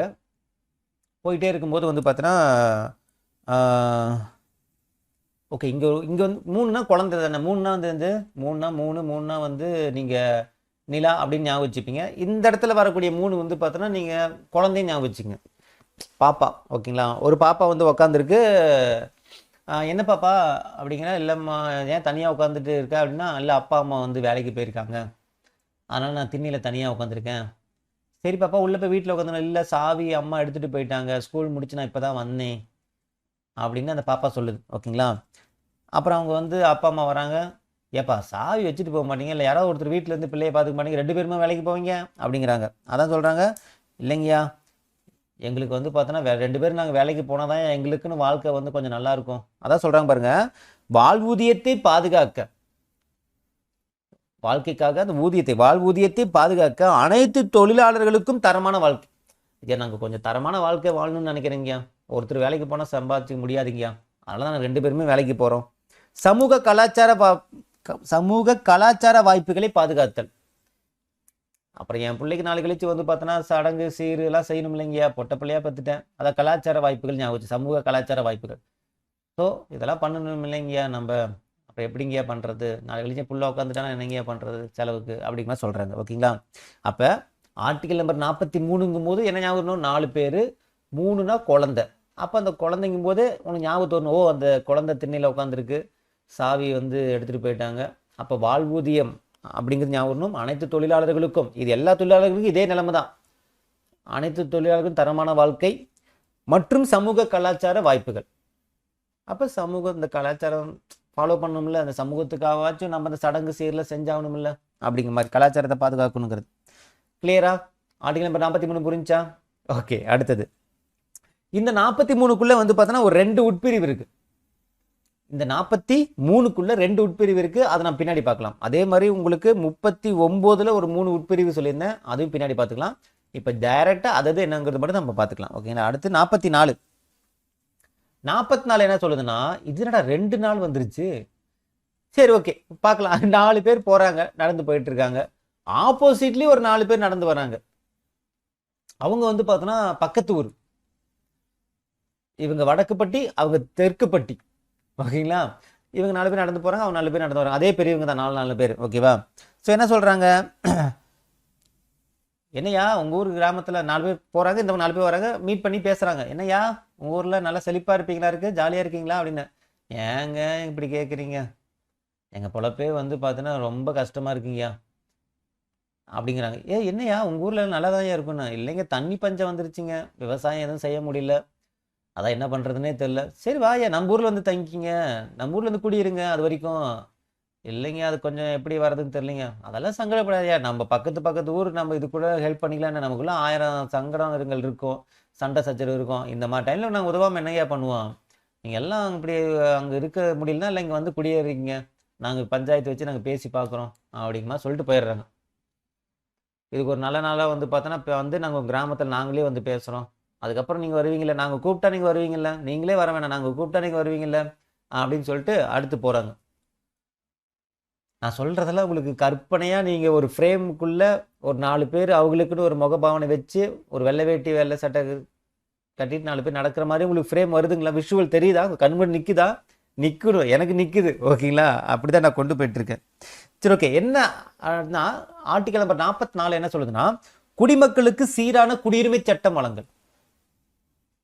குடிமக்களுக்கு சீரான குடியுரிமை சட்டம் வழங்கல். அப்போ அந்த குடியுரிமை அப்படின்னா, ஓ வந்து இரியா உனக்கு உரிமை இருக்கியா, இல்லை நம்ம ஊர் தான்யா, இந்த பூமி வந்து உனக்கு எனக்குலாம் வந்து கிடையாது, யார் எங்கே வேணா இருக்கலாம்யா. அந்த குடியுரிமைங்கிற வார்த்தை இங்கே ஞாபகத்துக்கு வந்துடும். சீரான குடியுரிமை குடிமக்களுக்கு. கிளியரா? அப்போ அந்த வார்த்தை ஞாபகத்துக்கு வந்துருமா? ஓகே. அடுத்து ஆர்டிகல் நம்பர் 45 என்ன சொல்லுது, குழந்தைகளுடைய குழந்தை பருவம் மற்றும் அவர்களுடைய இலவச கட்டாய கல்வியில் அரசு கவனம் செலுத்தல். ஆல்ரெடி நம்ம சொல்லியிருந்தோம். ஆர்டிகல் நம்பர் 45 வந்து என்னது, அந்த இலவச கட்டாய கல்விங்கிறது ஞாபகத்துக்கு வந்துடணும். நம்ம அங்கே பார்த்தோமா, இலவச கட்டாய கல்வி ஆர்டிகல் 45 இருந்தால் நம்ம எங்கே கொண்டு போனாங்க, 21A கொண்டு போனாங்களா, அடிப்படை உரிமையில் படித்தோமா. அப்போ இதுக்கு தேவைப்படாது, 45ங்கிறது உங்களுக்கு ஈஸியாக ஞாபகத்துக்கு வந்துடும், அதுக்கு ஷார்ட்கட் தேவைப்படாது. ஓகேங்களா? சரி ஓகே. அடுத்தது 45ங்கிறது செப்பரேட்டாக உங்களுக்கு மைண்டில் நிற்கணும். ஓ 45ங்கிறது தானே நமக்கு அடிப்படை உரிமைகள், இந்த குழந்தை அதுலேருந்து 21A வந்து இது பண்ணாங்க, இலவச கட்டாய கல்வி குழந்தைகளுக்கு. ஓகேங்களா? ஓகே. அடுத்தது அது மட்டும் நீங்கள் ஞாபகத்து வச்சுங்க. அடுத்து 46 என்ன சொல்கிறாங்க, நடந்து போகிறாங்க, போகும்போது அந்த ஆற்று வழியாக நடந்து போயிட்டு இருக்காங்க. அந்த தெருவில் நடந்து போயிட்டு அப்படியே ஆற்று பாலம் இருக்குது, ஆற்று பாலம் வழியாக நடந்து போகிறாங்க. நடந்து போகும்போது கீழே பார்க்குறாங்க, பசங்க எல்லாம் விளையாண்டுட்டு இருக்காங்க, எல்லா பசங்களும் விளையாடுறாங்க, எல்லா ஜாதி பசங்களும் அங்கே தான் விளையாண்டுட்டு இருக்காங்க. அதில் வந்து பார்த்தோன்னா எஸ்சி எஸ்டி முதலியார் குழந்தையார், சரி குழந்தையாருங்க மாதிரி, முதலியார் செட்டியார் கவுண்டர் நாடார் தேவர் எல்லாருமே விளையாண்டுருக்காங்க, எல்லா ஜாதியும் விளையாண்டுருக்காங்க. ஓகேவா? பார்க்குறாங்க, பார்த்துட்டு 4 பேர் என்ன சொல்கிறாங்கன்னா, ஐயா எல்லோரும் ஒன்றா விளையாண்டுருக்காங்கய்யா, ஆனால் ஊருக்குள்ளே தான் வந்து நீ அந்த ஜாதி, நான் இந்த ஜாதி, நீ கீழ் ஜாதி, நான் மேல் ஜாதி அப்படின்ட்டு எல்லாரும் வந்து ஊருக்குள்ளே தான் என் பெரியவங்க அடிச்சுக்கிறாங்க. குழந்தைங்க பாருங்க, அதுங்களாம் என்ன ஜாதி என்னன்னே தெரியாமல் எல்லா பிள்ளைங்களும் அவ்வளோ அழகாக விளையாண்டுட்டு இருக்குங்க. கீழே பாருங்க, அந்த கீழே ஆறு இருக்கு, ஓகேங்களா? அந்த ஆறுனா இங்கே ஆற்றுல தண்ணி இருக்கு, ஆற்று ஆறுங்கிற பேரில் மணல் இருக்குல்ல, அதில் விளையாண்டுட்டு இருக்காங்க பிள்ளைங்க. ஸ்கூல் முடிச்சு விளையாண்டுட்டு இருக்காங்க, ஓகேங்களா? அப்போ 4 பேர் போகிறாங்க அந்த ஆற்று பாலத்து மேலே. அந்த ஆறுங்கிறது தான் அந்த ஆற்று பாலம், இல்லைன்னா ஆற்றுல விளையாடுறாங்க குழந்தைங்க, ஓகேங்களா? பிள்ளைங்களாம் விளையாண்டுட்டு இருக்காங்க, ஓகேவா? அந்த மாதிரி ஞாபகம் வச்சுங்க. என்னன்னா, தாழ்த்தப்பட்டோர், பழங்குடியினர் மற்றும் இதர நலிவுற்ற பிரிவினரினுடைய கல்வி பொருளாதார நலன்களை மேம்படுத்துதல். அப்போ தாழ்த்தப்பட்டோர் பழங்குடியினங்கிறது உங்களுக்கு ஞாபகத்துக்கு வந்துடும். இந்த இடத்துல எஸ்சி எஸ்டி அப்படிங்கிறது ஞாபகத்துக்கு வந்துடும். பாருங்க, ஜாதி மதம் இல்லாமல் நம்ம ஊரில் தான் வந்து மேல் ஜாதி பசங்க வந்து கீழ் ஜாதி பசங்க பேசக்கூடாதுன்னு சொல்கிறாங்க. பட் இங்கெல்லாம் அதெல்லாம் எந்த பாகுபாடும் இல்லாமல் எல்லாம் ஒரே ஜாதி தான் விளையாண்டுட்டு இருக்காங்க, அப்படிமா ஞாபகம் வச்சுங்க. அப்போ இந்த காட்சி அந்த ஆர்டிகளுக்கு ஞாபகத்துக்கு வந்துடும். கிளியருங்களா? அப்போ ஆர்டிகல் நம்பர் 46 அப்படிங்கும்போது உங்களுக்கு தாழ்த்தப்பட்டோர், பழங்குடியினர், இதர நலிவுற்ற பிரிவினருடைய கல்வி பொருளாதார நலன், இவங்களுடைய இதில் வந்து பார்த்தோன்னா மேம்படுத்தணும் அப்படிங்கிறது தான் ஆர்டிகல் நம்பர் 46. அப்போ இந்த காட்சி உங்களுக்கு அது ஞாபகத்துக்கு வந்துடுமா? 4 பேர் அந்த ஆற்று பக்கம் பார்க்க போது தான் இந்த ஜாதியை பற்றி பேசுகிறாங்க, ஓகேங்களா? சரி, ஓகே. அடுத்து 47, ஆர்டிகல் நம்பர் 47 என்ன சொல்லுதுன்னா, ஊட்டச்சத்து நிலை, வாழ்க்கை தரம், சுகாதாரம் போன்றவற்றை மேம்படுத்துவது அரசின் கடமையாகும். என்ன சொல்றாங்க? ஊட்டச்சத்து நிலை, வாழ்க்கை தரம், சுகாதாரம்.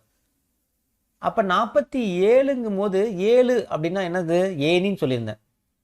4 பேர் போறாங்க, நடந்து போறாங்க, ஓகேங்களா? நடந்து போகும்போது ஓகே, இந்த இடத்துல 7ங்கிறது வந்து ஏனி வேண்டாம். 7ங்கிறது வந்து வாரத்தில் 7 நாள் ஞாபகம் வச்சுக்கலாம். வாரம் முழுக்க வாரத்தில் 7 நாளுமே வந்து பார்த்தோன்னா என்ன சொல்கிறாங்கன்னா, ஊட்டச்சத்து நிலை, வாழ்க்கை தரம், சுகாதாரம் போன்றவற்றை மேம்படுத்துவது, ஓகேங்களா? சரி, போகிறாங்க. போகும்போது அப்படியே போகிறாங்க. ஸ்கூல் பசங்கள்லாம் வந்து வெளியில் விளையாண்டுருக்காங்க. அப்புறம் 4 பேர் போகும்போது ஓகே ஸ்கூலுக்குள்ளே போகிறாங்க. ஸ்கூலுக்குள்ளே போயிட்டு சும்மா ஊர் பெரியவங்க தானே, ஸ்கூலில் போயிட்டு அந்த சத்துணவுலாம் கொடுப்பாங்களா, அந்த இடத்துல போய் பார்க்குறாங்க. என்னடா அது சத்துணவுங்கிற பேரில் வந்து பார்த்தோன்னா சாப்பாடுலாம் சரியில்லை அப்படின்னு ஆல்ரெடி கம்ப்ளைண்ட் வந்துருக்குமா இருக்குது. ஊர் பெரியவங்களாம் போய் விசாரிக்கிறதுக்கு போகிறாங்க. போகும்போது என்ன சொல்கிறாங்க, என்ன இந்த அளவுக்கு இருக்குது, பசங்களாம் ரொம்ப வீக்காக இருக்கிறாங்க, சாப்பிட்ற சாப்பாடெலாம் சாப்பிட்டு வாந்தி மயக்கெல்லாம் விழுவுறாங்க அப்படின்ட்டு என்ன சொல்கிறாங்க, சரி ஓகே இனிமேல் வாரம் முழுக்க அவங்களுக்கு வந்து பார்த்தோன்னா ஊட்டச்சத்து இருக்கிற மாதிரியான பொருட்கள் வாங்கி கொடுக்கணும். முட்டை, டபுள் முட்டை கொடுக்கறது அந்த மாதிரி. அதுக்கப்புறம் அவங்களுடைய வாழ்க்கை தரத்தை வந்து பார்த்தோன்னா மேம்படுத்தணும். அதுக்காக வந்து பார்த்தோன்னா ஒரு சில ஸ்பெஷல் கிளாஸு, ஓகே, வாழ்க்கை சம்மந்தப்பட்ட ஒரு சில அறிவுரைகள் அப்படிலாம் வந்து கொடுக்கறதுக்கு ஏற்பாடு பண்ணுறாங்க, ஓகேவா? அதுக்கப்புறம் சுகாதாரம். இந்த கவர்மெண்ட் ஸ்கூலில் வந்து பார்த்தோன்னா சுகாதாரமே இருக்காது. நீங்கள் பார்த்தீங்கன்னா கவர்மெண்ட் ஸ்கூலில் பாத்ரூம் அப்படிங்கிறது நீங்கள் உள்ள ஒரு தடவை எட்டி பார்த்தீங்கன்னா முடிஞ்சு போச்சு. எந்த கவர்மெண்ட் ஸ்கூல்லையாவது பாத்ரூம்ங்கிறது நல்லா இருக்குமா? வாய்ப்பே இல்லை. அத்திப்பூத்தார் போல் ஏதோ ஒரு இடத்துல அது அவங்களா ஓன் இன்ட்ரெஸ்ட் எடுத்து க்ளீனாக வச்சுருப்பாங்க. பட் எல்லா கவர்மெண்ட் ஸ்கூல்லையுமே பாத்ரூம்ங்கிறது என்னுடைய இதெல்லாம் வந்து பாத்ரூமுங்கிறதுலாம் வந்து பார்த்தோன்னா டாய்லெட்டுக்குள்ளே போவே நான் ஒரு தடவை கூட ஒருத்த கூட போனது கிடையாது எனக்கு தெரிஞ்சு. அந்த அளவுக்கு கேவலமாக இருக்கும். அப்போ ஏன் சார் யாருமே போகாமல் எப்படி சார் கேவலமாக இருக்குன்னா, ஆரம்பத்துலேருந்து அப்படியே இருக்கிறதுனால யாருமே போகிறது கிடையாது. நான் போய் சேர்ந்ததுலேருந்து யாரும் போய் நான் பார்த்ததே கிடையாது. அந்த அளவுக்கு இருக்குது அந்த பாத்ரூம் இருக்குது. இப்போவும் நினைச்சாலும் நமக்கு வந்து ஒரு மாதிரி இருக்கும். அப்போ ஊட்டச்சத்து நிலை, வாழ்க்கை தரம், சுகாதாரம் இதெல்லாம் மேம்படுத்தணும். இதெல்லாம் என்னது? 47 வாரத்தில் 7 நாளுமே இதை வந்து கம்பல்சரி பண்ணுப்பா. வாரத்தில் 7 நாள் முட்டை போடு. வாரத்தில் 7 நாள் வந்து பார்த்தோன்னா சுகாதாரமாக இருக்கிறதுக்கு என்ன பண்ணும், ஃபுல்லாக கொசு மருந்து அடிச்சுவிடு, பாத்ரூம்லாம் கழுவி விடுங்க, நீட்டாக வச்சுக்கங்க அப்படின்ட்டு ஒரு சிலர்கிட்ட என்ன பண்ணுறாங்க, வேலைகள் கொடுக்குறாங்க. இங்கே பாருங்கள், ஊரில் இவங்கெல்லாம் இந்த வேலை செஞ்சு விட்டு போயிடலாம், நம்ம பசங்க படிக்கிற ஸ்கூல் தானே, நாம் வந்து வேலை செய்யலாம் அப்படின்ட்டு மக்களே அது என்ன பண்ணுறாங்க, டிசைட் பண்ணி அந்த 4 பேர் சொல்கிறத வச்சு அவங்க செய்கிறாங்க, ஓகேங்களா? சரி, ஓகே. இது வந்து பார்த்தோன்னா ஆர்டிகல் நம்பர் 47. 4 பேர் போய் ஸ்கூலில் போய் சொல்கிறாங்க 7 நாள் இதை ஃபாலோ பண்ணணும் அப்படின்ட்டு. கிளியரா? அடுத்து 48 என்ன சொல்லுதுன்னா, வேளாண்மை, கால்நடை வளர்ப்பு, பசுவதை தடுப்பு போன்றவற்றை இது எல்லாத்தையும் வந்து பார்த்தோன்னா சொல்கிறாங்க. எனது வேளாண்மையை வந்து பாதுகாக்கிறது, கால்நடை வளர்ப்பு, பசுவதை தடுப்பு, இது எல்லாமே ஆர்டிகல் நம்பர் 48. இப்போ அதுக்கப்புறம் 4 பேர் போகிறாங்க, ஓகேங்களா? போகும்போது வந்து பார்த்தோன்னா உங்களுக்கு இந்த விவசாயம், ஓகேங்களா. விவசாயம் வந்து எல்லாம் பண்ணிட்டு இருக்காங்க. ஓகேங்களா. அப்போ வந்து பார்த்தோன்னா ஒருத்தர் காரில் வந்து இறங்குறாரு. 4 பேர் நடந்து போயிட்டு இருக்காங்க. ஒருத்தர் காரில் வந்து பார்த்தோன்னா இறங்கி ஷூவோடவே என்ன பண்ணுறாரு, அந்த புல்லு மேலே நடக்கிறாரு. போய் கேட்குறாங்க, ஒரு புல்லு மேலே நடந்து போய் ஒரு 5-6 பேர் அந்த புல்லு மேலே, புல்லு வயல் மேலே நின்றுட்டு பார்த்துட்டு இருக்காங்க, மேலே எங்கேயும். போய் கேட்குறாங்க, என்னங்கய்யா என்ன இத்தனை பேர் இங்கே நிற்கிறீங்கன்னு. இல்லை, இந்த இடத்துல வந்து பார்த்தோன்னா இந்த நிலத்தை வந்து முனுசாமி வந்து வித்துட்டாரு, நாங்கள் இங்கே கம்பெனி கட்ட போகிறோம், ஃபேக்ட்ரி கட்ட போகிறோம் அப்படிங்கிறாங்க. என்னது ஃபேக்ட்ரி கட்ட போகிறீங்களா அப்படிங்கிறாங்க. ஓகேங்களா.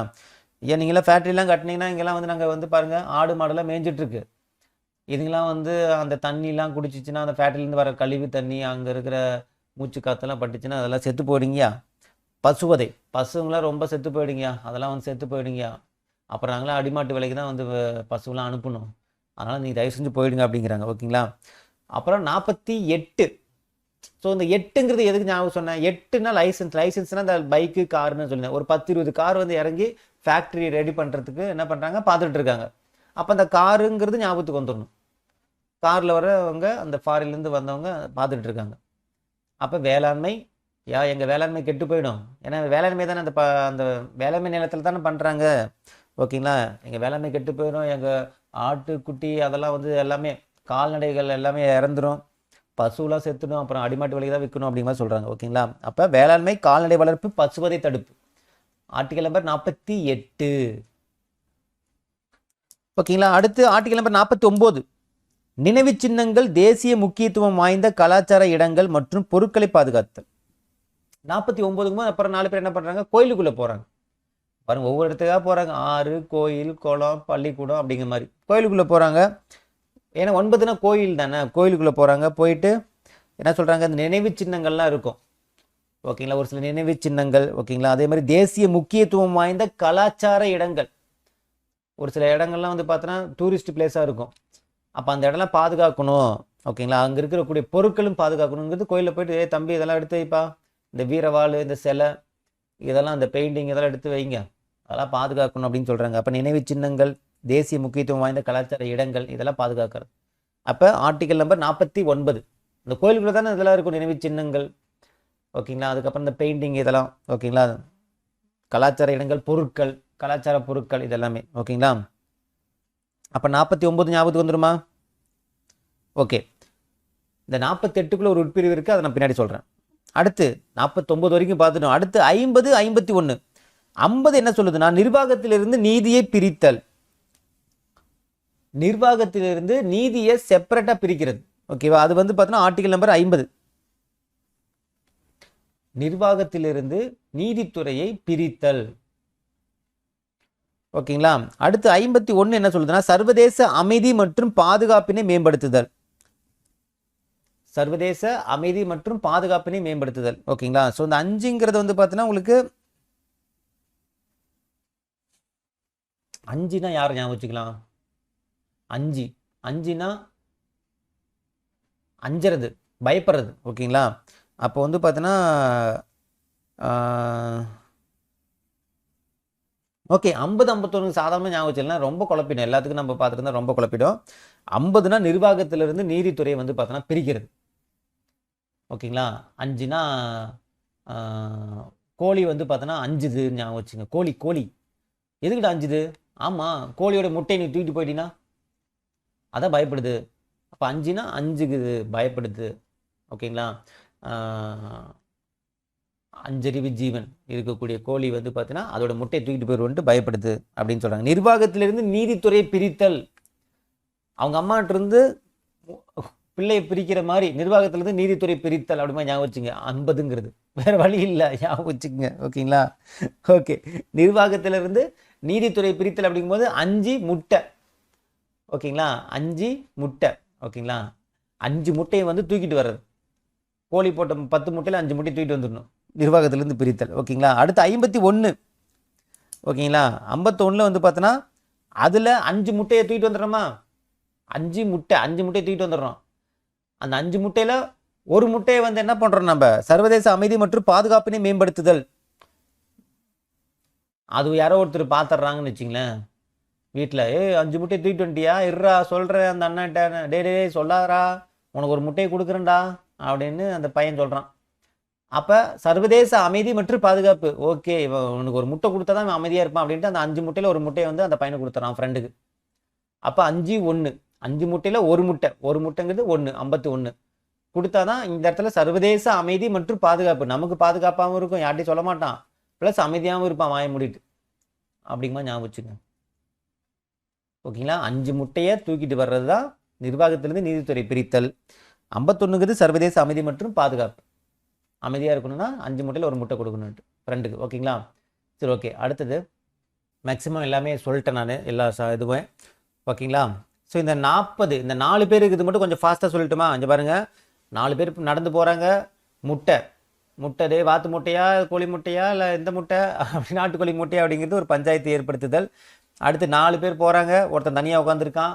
கல்வி பெறும் உரிமை, வேலை உரிமை, அரசின் உதவித்தொகை பெறும் உரிமை. அதுக்கப்புறம் 4 பேர் நடந்து போகிறாங்க, ஹஸ்பண்ட் ஒய்ஃப் சண்டை போட்டுக்கிறாங்க. மனிதாபிமான சூழ்நிலை, பணி மற்றும் பேறுகால உதவி வழங்குதல். அப்புறம் நடந்து போகிறாங்க. ஓகேங்களா? அப்புறம் 3 பேர், 3 குழந்தை வெளியில் உட்காந்துருக்கு சாவி இல்லாமல். அப்போ வாழ்வூதியத்தை பாதுகாக்க அனைத்து தொழிலாளர்களுக்கும் தரமான வாழ்க்கை மற்றும் சமூக கலாச்சார வாய்ப்புகளை ஏற்படுத்துதல். ஓகேங்களா? அடுத்து 4 பேர் போகிறாங்க, 4 பேர் அப்படி ஆப்போசிட்டில் வராங்க. ஓகேங்களா? பக்கத்து ஊருக்காரங்க. அப்போ வந்து சீரான குடியுரிமை சட்டம் வழங்குதல்.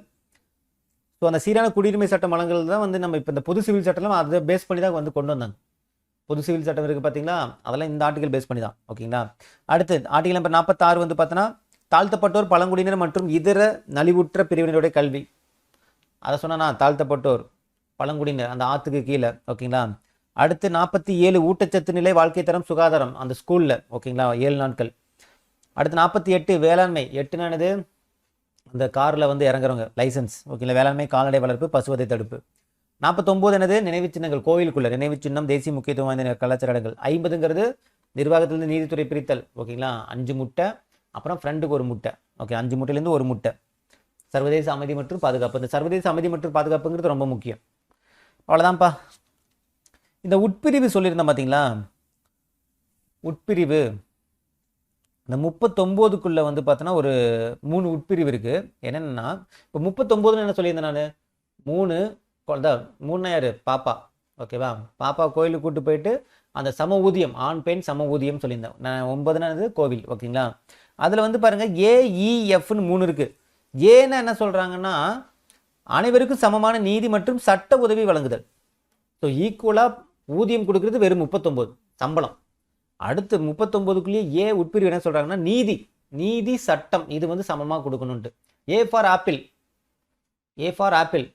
ஆப்பிள் வந்து பார்த்துன்னு வச்சிங்களேன், ஆப்பிள் வந்து பிரிக்கும் போது அப்பா பிரிக்கிறாரு, குழந்தைங்க வந்து என்ன பண்ணுது, சும்மா ஒரு எக்ஸாம்பிள். ஏ ஃபார் ஆப்பிள் 2 பேர் பிரிச்சுக்கும் போது கரெக்டாக நீதியாக கொடுக்கணும். இவங்களுக்கு கொஞ்சம் பெருசாகவும் சின்னதாகவும் அந்த மாதிரி கொடுத்துடக்கூடாது. ஓகேவா? அப்படி ஏதாவது ஆப்பிள் அப்படியே முன்ன பின்ன எனக்கு சின்னதாக கொடுத்துட்டு அவங்க பெருசாக கொடுத்துட்டிங்களா, நான் போய் கோர்ட்டில் கேஸ் போடுறேன் அப்படின்ட்டு இன்னொரு குழந்தை சொல்கிற மாதிரி ஒரு கற்பனை ஞாபகம் வச்சுங்க. அப்போ சமமான நீதி கொடுக்கணும், இல்லைன்னா சட்ட உதவி வந்து பார்த்தீங்கன்னா எனக்கு கொடுக்கணும், இல்லை கோர்ட்டில் கேஸ் போடுறதுக்கு எனக்கு சட்ட உதவி பண்ணணும் அப்படிங்கிற மாதிரி. அடுத்து ஈனா எலிபென்ட், யானை. குழந்தைகளுடைய ஆரோக்கியம் மற்றும் சுரண்டலிலிருந்து பாதுகாத்தல். குழந்தைகளுடைய ஆரோக்கியம் மற்றும் சுரண்டலிலிருந்து குழந்தைகிட்ட இருந்து பார்த்தோன்னா சுரண்டுறது.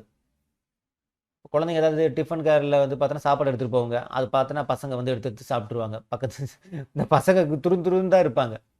அப்போ குழந்தைகளுடைய ஆரோக்கியம் அதுக்கு யானைக்கு என்ன சம்மந்தம்? இந்த படத்தில், பழைய படத்தில் நீங்கள் பார்த்துருப்பீங்க, துர்கா பாப்பா இருக்கும். பாப்பா பாடும் பாட்டு கேட்டு தலைய ஆட்டு ஒன்றுக்கொன்று பக்கத்தில், அந்த பாட்டு தான் நினைக்கிறேன்.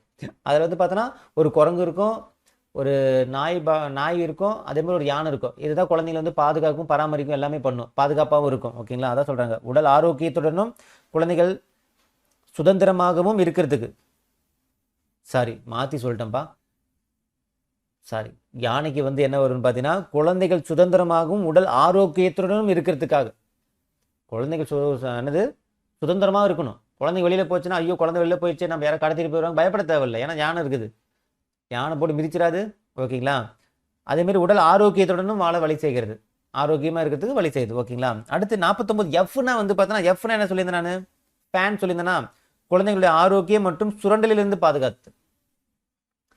குழந்தைகள் ஆரோக்கியமாக இருக்கும், ஏன்னா தலையில் வந்து பார்த்தீங்கன்னா ஃபேன் இல்லைன்னு வச்சிங்களேன், வேர்த்து வேர்த்து வேர்த்து தலையில் வந்து ஈரமாயிடும், ஆரோக்கியம் கெட்டுரும். அப்போ குழந்தைகளுடைய ஆரோக்கியம் அப்படிங்கிறது ரொம்ப முக்கியம். ஓகேங்களா? அதே மாதிரி சுரண்டலிலிருந்து பாதுகாத்தல். ஆரோக்கியங்கிறது 39 ஈலி வரும், எஃப்லி வரும். ஆனால் டிஃப்ரெண்ட் என்னன்னு பார்த்தோன்னா 39 எஃப்ல சுரண்டலிலிருந்து பாதுகாத்தல். சுரண்டிடும். என்ன சுரண்டும்? நம்மளுடைய எனர்ஜி, நம்ம சாப்பிட்ற சாப்பாடு எல்லாமே இந்த டயர்ட்ல ஃபேன் போடாமல் இருந்தோம்னு வச்சிங்களேன், அந்த வேர்வையிலே சுரண்டி எடுத்துரும். அப்படிமா ஞாபகம் வச்சு, சுரண்டிலிருந்து பாதுகாத்தல் அப்படிங்கிறது. ஓகேங்களா? ஸோ அவ்வளோதான். சும்மா அந்த உட்பிரிவு கேட்க மாட்டாங்க, ஜஸ்ட் நீங்கள் பார்த்து மட்டும் வச்சுங்க போதுமானது. ஓகேங்களா? அடுத்து வேற என்ன? இந்த 43ல் வந்து 2 உட்பிரிவு சொல்லியிருந்தேன். 43 என்னது? இந்த பாப்பா சாவி 4 பேர் போகிறாங்க, 3னா வந்து என்னது? பாப்பா குழந்தை வெளியில் நிற்குது, சாவி எடுத்துகிட்டு அவங்க 2 போயிட்டாங்க. தரமான வாழ்க்கை, சமூக கலாச்சாரம் சொல்கிறாங்க. அதில் 43 ஏபின்னு 2 இருக்குது. ஏன்னு என்னென்னா தொழிற்சாலைகளின் நிர்வாகத்தில் தொழிலாளர்கள் பங்கேற்பது. ஏன்னது? ஆப்பிள் தோட்டத்துக்கு தான் வேலைக்கு போகிறாங்க, ஞாபகம் வச்சுங்க. அப்போ தொழிற்சாலைகளின் நிர்வாகத்தில் தொழிலாளர்கள் பங்கேற்பது. தொழிலாளர்கள் கண்டிப்பாக அங்கே போய் இருக்கணும், பங்கேற்கணும், வேலைக்கு நான் போகணுங்கிறது தான். ஓகேங்களா? தொழிற்சாலைகளில் நிர்வாகத்தில் தொழிலாளர்கள் பங்கேற்பது. ஐயா நான் தொழிற்சாலைக்கு போயாகணுயா, அந்த தொழில் நான் பங்கு ஏற்றாகணுயா, இல்லைன்னா சம்பளம் கிடைக்காதீங்க அப்படிங்கிற மாதிரி. அப்போ ஏ ஃபார் ஆப்பிள், எந்த வேலைக்கு போகிறேன்? ஆப்பிள் தோட்டத்துக்கு தான் வேலைக்கு போகிறேன் அப்படிங்கிற மாதிரி. ஓகேவா? A for apple. B for ball. அது என்ன சொல்லுது? கூட்டுறவு சங்கங்களின் ஊக்குவிப்பு. பி ஃபார் பால். பால்னா வந்து பால், குடிக்கிற பால் ஞாபகம் வச்சுங்க. கூட்டுறவு சங்கம், கூட்டுறவு, கூட்டுறவுல பால் போடுவாங்கல்ல, பால் பண்ணை, கூட்டுறவு பால் பண்ணை அப்படிமா ஞாபகம் வச்சு. கூட்டுறவு சங்கங்கள் ஞாபகம் வச்சுங்க. சங்கங்கள், அமைப்புகள் உருவாக்குறது. ஓகேங்களா? அப்போ பி ஃபார் பால்னா குடிக்கிற பால் அப்படிமா ஞாபகம் வச்சுங்க. அவ்வளோதான். வேற என்ன? இந்த 48ல் ஒரு உட்பிரிவு இருக்கு. வேளாண்மை மற்றும் கால்நடை வளர்ப்பு, பசுவதை தடுப்பு. 48 அந்த 4 பேர் அந்த 8 லைசன்ஸ் சொல்லியிருந்தேன். அதில் ஏங்கிறது என்னன்னா சுற்றுச்சூழல் மேம்பாடு, காடுகள், வன பாதுகாப்பு. இதெல்லாம் வேளாண்மைங்கிறது நம்ம ஊருக்குள்ள, காடு அப்படிங்கிறது வந்து பார்த்தோன்னா மலைப்பிரதேசம் அப்படிங்கிற மாதிரி. காடு, வன பாதுகாப்பு. அப்போ அதுக்குள்ளே ஏங்கிறது வந்து பார்த்தோன்னா அடுத்து ஆப்பிள். ஆப்பிள்னா என்னது? ஊட்டி ஆப்பிள் சொல்லுவாங்க. ஊட்டி ஆப்பிள் எங்கே இருக்கும்? மலையில் தானே இருக்கும். ஓகேங்களா? அந்த மாதிரி ஞாபகம் வச்சுங்க. காடுகள், வன பாதுகாப்பு, சுற்றுச்சூழல் மேம்பாடு. ஓகேங்களா? இது எல்லாமே வந்து என்ன பண்ணுவோம்? உங்களுக்கு ஏல வரும். ஓகேங்களா? அந்த எல்லாமே இந்த விவசாயத்துக்குள்ளே தான். ஓகேங்களா? அந்த சுற்றுச்சூழல்னாலும் அந்த விவசாயத்துக்குள்ளே தான் வந்துடும் உங்களுக்கு. ஓகேங்களா? இது எல்லாத்தையும் பாதுகாக்கணும் அப்படிங்கிறது. ஓகேங்களா? அப்போ ஏ ஃபார் ஆப்பிள். அவ்வளோதான்ப்பா, முடிஞ்சு. ஓகேங்களா? அரசுக்கு வழிகாட்டும் நெறிமுறைகள். இதில் நான் சொல்லியிருந்தேன்னா, இதில் வந்து என்னென்ன ஆர்டிக்கல்னால் சமதர்ம பேஸ் பண்ணி வரும், காந்தியத்தை பேஸ் பண்ணி வரும், அதே மாதிரி தாராள கொள்கை மற்றும் அறிவு சார்ந்த கொள்கை. இந்த 3ஆ பிரிப்பாங்கன்னு சொல்லியிருந்தேன்னா புக்கில் கொடுத்துருக்காங்களா? என்னென்னது? பெரும் 3 பிரிவாக பிரிச்சிருப்பாங்க. ஓகே, என்னென்னது? சமதர்மம், காந்தியம் மற்றும் தாராள அறிவு சார்ந்தவை. அப்போ சமதர்ம கொள்கை என்ன, காந்திய கொள்கையை பின்பற்றக்கூடிய ஆர்டிக்கல் என்ன, அதே மாதிரி தாராள மற்றும் அறிவு சார்ந்த கொள்கை. ஓகேங்களா? அது என்னென்னங்கிறது தெரிஞ்சுக்கணும். அது வந்து நான் கீழே பிடிஎஃப்ல நம்பர் மை நோட்ஸில் கொடுத்துருக்கேன். ஓகேங்களா? கேளுங்க. Article number 38, 39, 39A, 41, 42, 43, 43A, 47. இது எல்லாமே சமதர்ம கொள்கை. அந்த ஏன் சமதர்மம்னா ஈக்குவலாக இருக்கிறது அப்படிங்கிறதுக்காக கொடுத்துருப்பாங்க. அப்போ எதுங்கிறது பார்த்து வகைப்படுத்திங்க. ஓகேங்களா? நீங்களே பார்த்தா தெரியும் எதெல்லாம் சமதர்மத்தை சொல்லுது, எதெல்லாம் காந்தியத்தை பற்றி சொல்லுதுன்னு சொல்கிறாங்க. ஓகேவா? காந்திய கொள்கை தானே இந்த பஞ்சாயத்து ராஜ் எல்லாமே வரும் உங்களுக்கு. S, 40 panchayat Raj, 43, 43B, 46, 47, 48. Okay, இதெல்லாம் வந்து பார்த்தோன்னா உங்களுக்கு இந்த ஞாபகம் வச்சுங்க. ஓகேங்களா? இந்த இது மட்டும் ஞாபகம் வச்சுங்க. நீங்கள் உங்களுக்கு தகுந்த மாதிரி இது ஞாபகம் வச்சு, சமதர்மம் என்னது, காந்திய கொள்கை என்னதுங்கிறது ஞாபகம் வச்சுங்க. அது மட்டும் சும்மா. ஓகேங்களா? அது மீதி இருக்கிறது தாராள அறிவு சார்ந்த. மீதி இந்த 2 மட்டும் ஞாபகம் வச்சுட்டா போதும். அது என்னது? சமதர்மமும் காந்திய கொள்கையை மட்டும் ஞாபகம் வச்சுட்டா போதும். ஓகேங்களா? சமதர்மத்தில் வந்து பார்த்தோன்னா 38, அப்புறம் 39, அப்புறம் 41, 42, 43 அப்படி வரிசையாக வருது. அப்புறம் 47. இந்த பக்கம் வந்து பார்த்தோன்னா உங்களுக்கு 40, 43, 46, 47, 48. இது ஞாபகம் வச்சு தான் பார்க்கணும், வேறு வழி கிடையாது. ஓகேங்களா? உங்களுக்கு தகுந்த மாதிரி ஞாபகம் வச்சுங்க. ஏன்னா இப்போ இதை நான் ஞாபகம் வச்சுக்கிட்டு மறுபடியும் ஷார்ட்கட்டாக உள்ளே போகணும். நான் ரொம்ப குழப்பிடும். உங்களுக்கு தகுந்த மாதிரி அதை ஞாபகம் வச்சுங்க. 3ஆவது தேவைப்படாது. அறிவு சார்ந்த கொள்கை, தாராள மற்றும் அறிவு சார்ந்த கொள்கைக்கு தேவைப்படாது. ஏன்னா இந்த 2 ஞாபகம் வச்சுன்னா மீதி இருக்கக்கூடிய ஆர்டிக்கல் அதுக்கு சேர்ந்தது தானே. அப்போ இந்த 2க்கு மட்டும் ஞாபகம் வச்சுங்க, போதுமானது. ஓகேங்களா? அவ்வளோதான். வேற என்ன? இதில் ஒரே ஒரு விஷயம் மட்டும். ஓகேங்களா? இதில் ஒரு சட்ட திருத்தம் மட்டும் வரும், அது மட்டும் சொல்லிடுறேன். இந்த ஆர்டிக்கலுக்குள்ளே ஏதாவது புதுசாக எப்போ இன்க்ளூட் பண்ணாங்களா அப்படின்னு கேட்கலாம், அது மட்டும் நான் சொல்லிடுறேன். எவ்வளோ நேரம் ஆயிடுச்சு? 1 ஹவர் ஆயிடுச்சா?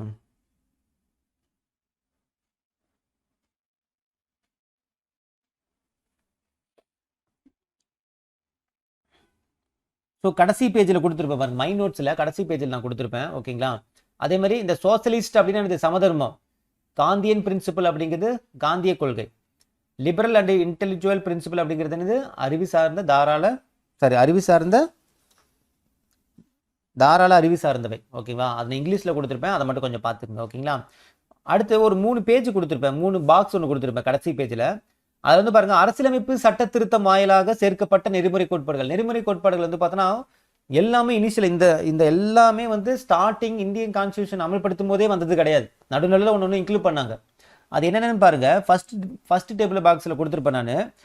1976 42 சட்ட திருத்தம், இந்த மினி கான்ஸ்டியூஷன் சொல்லுவோம் பார்த்தீங்களா, அதன் அடிப்படையில் ஒரு நெறிமுறை கோட்பாடு என்ன பண்ணி ஆட் பண்ணியிருக்காங்க. என்னென்ன ஆட் பண்ணியிருக்காங்க பாருங்க, ஒரு ஆர்டிகல் கிடையாது, article number 39, 39A, 43A, 48A. ஓகேங்களா? என்னது 39, 39A, 43A, 48A. இங்கே பாருங்க, இந்த ஏன்னு வர்றது எல்லாமே மேக்ஸிமம் இதுக்குள்ளே வந்துடுது. 39A, 43A, 48A. ஏன்னா அது 38, 39 இருந்திருக்கும், அந்த ஏங்கிறதான உள்ளே ஆட் பண்ணியிருப்பாங்க. ஓகேங்களா?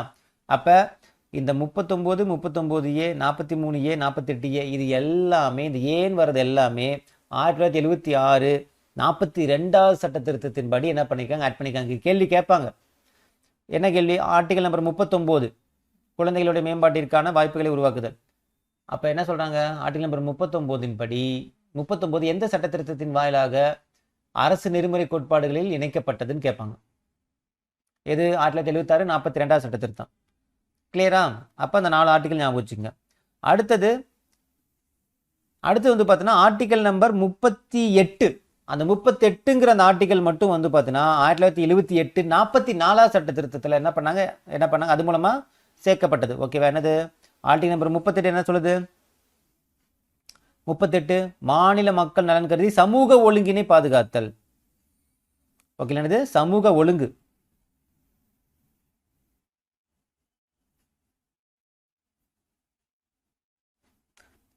பல்வேறு மக்கள் பிரிவுகளுக்கு இடையே அந்தஸ்திலும் சலுகையிலும் வாய்ப்புகளிலும் வருமானத்திலும் ஏற்றத்தாழ்வுகளை குறைக்க அரசு முயல வேண்டும். ஓகேவா? அதான் சமூக ஒழுங்குங்கிறாங்க. சமூகத்தில் ஒரு ஒழுக்கம் இருக்குன்னா இது எல்லாமே ஏற்றத்தாழ்வுகளாக வந்து இருக்கக்கூடாதுங்கிறாங்க. மக்கள் பிரிவுகளுக்கு இடையே அந்தஸ்து இதுன்ட்டு. இங்கே பாருங்க, சமூக ஒழுங்குன்னா அதுக்குள்ளே நிறைய மீனிங் இருக்கும். ஓகேங்களா? அதுக்குள்ளே இன்டைரக்டாக கூட நமக்கு வந்து டெஃபினேஷன் வைப்பாங்க, இன்டைரக்டாக எது வேணால் உங்களுக்கு கேட்பாங்க. சமூக ஒழுங்குங்கிற வார்த்தையை கொடுத்து கேட்க மாட்டாங்க, கொஞ்சம் பார்த்து வச்சுங்க. அதனால தான் உங்களுக்கு ப்ரீவியஸ் கொஸ்டின் பேப்பர்லேருந்து எல்லாமே எடுத்து கொடுத்துருக்கேன் நான். ஓகேங்களா? அதுக்கு இன்டைரக்டாக இருக்கக்கூடிய மீனிங் இருக்கக்கூடிய வார்த்தைகளும் மென்ஷன் பண்ணுவாங்க. ஓகேங்களா?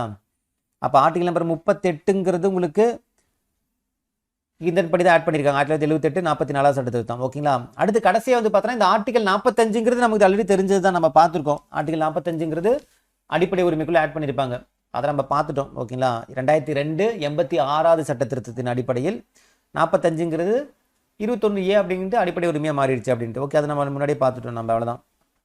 கிளியரா? ஸோ எல்லா இன்ஃபர்மேஷன் சொல்லிட்டேன். இப்போ நம்ம ப்ரீவியஸ் கொஸ்டின் பேப்பர் பார்த்துடலாம். ஓகேங்களா? ப்ரீவியஸ் கொஸ்டின் பேப்பரில் ஏதாவது எக்ஸ்ட்ரா எதாவது கேட்டிருக்காங்களான்னு அதையும் சேர்த்து சொல்லிட்டேன்னா நீங்கள் அந்த கொஸ்டின் பேப்பர் எடுத்து ரெஃபர் பண்ணும்போது கொஞ்சம் ஈஸியாக போய்டும் உங்களுக்கு. அவ்வளோதான், ஒரு 5 நிமிஷத்தில் முடிஞ்சிடும். 1 hour ஆயிடுச்சா? சரி, ஓகே. பாருங்க, எந்த சட்ட விதி சுற்றுச்சூழல், ஒரு நிமிஷம், சுற்றுச்சூழல் பாதுகாப்பு மேம்படுத்துதல். ஸோ ஓகே, அது வந்து ஆர்டிகல் நம்பர் 48A தான். இங்கே பார்த்தீங்களா 48A தான் கேட்டிருக்காங்க. சுற்றுச்சூழல் மேம்பாடு காடுகள். நான் சொல்லியிருந்தேன்னா ஓரலாக பார்த்துக்குன்னு சொன்னது தான் கேட்டிருக்காங்க பாருங்க. இதில் டிஎன்பிசியில் எந்த சட்ட விதி சுற்றுச்சூழல் பாதுகாப்பு மேம்படுத்துதல் மற்றும் காடுகள் வனவிலங்கு பாதுகாப்பு பற்றி கூறுகிறது? ஆர்டிகல் நம்பர் என்ன? 48A. பார்த்தீங்களா? உட்பிரிவும் கேட்குறேன். ஏன்னா உட்பிரிவு இப்போ புதுசாக ஆட் பண்ணதில்லை, சட்ட திருத்தத்தின் வாயில தான் ஆட் பண்ணாங்க. அதனால் அதுக்கு மென்ஷன் பண்ணி கேட்குறாங்க. 2019 டிஎன்பிசியில் கேட்டிருக்காங்க லெபார்டரி எக்ஸாமில். ஓகேங்களா? ஓகே, அதே மாதிரி இந்த அரசின் வழிகாட்டு நெறிமுறைகள்ங்கிறது என்ன சொல்கிறாங்கன்னா அரசியலமைப்பினுடைய அறிவுறுத்தல் கருவின்னு சொல்கிறாங்க. என்ன சொல்கிறாங்க? அறிவுறுத்தல் கருவி. இந்த பாயிண்ட் ஞாபகம் வச்சுங்க. அறிவுறுத்தல் கருவின்னு வந்துட்டாலே அரசின் வழிகாட்டு நெறிமுறைகள் தான். ஓகேங்களா? ஓகே,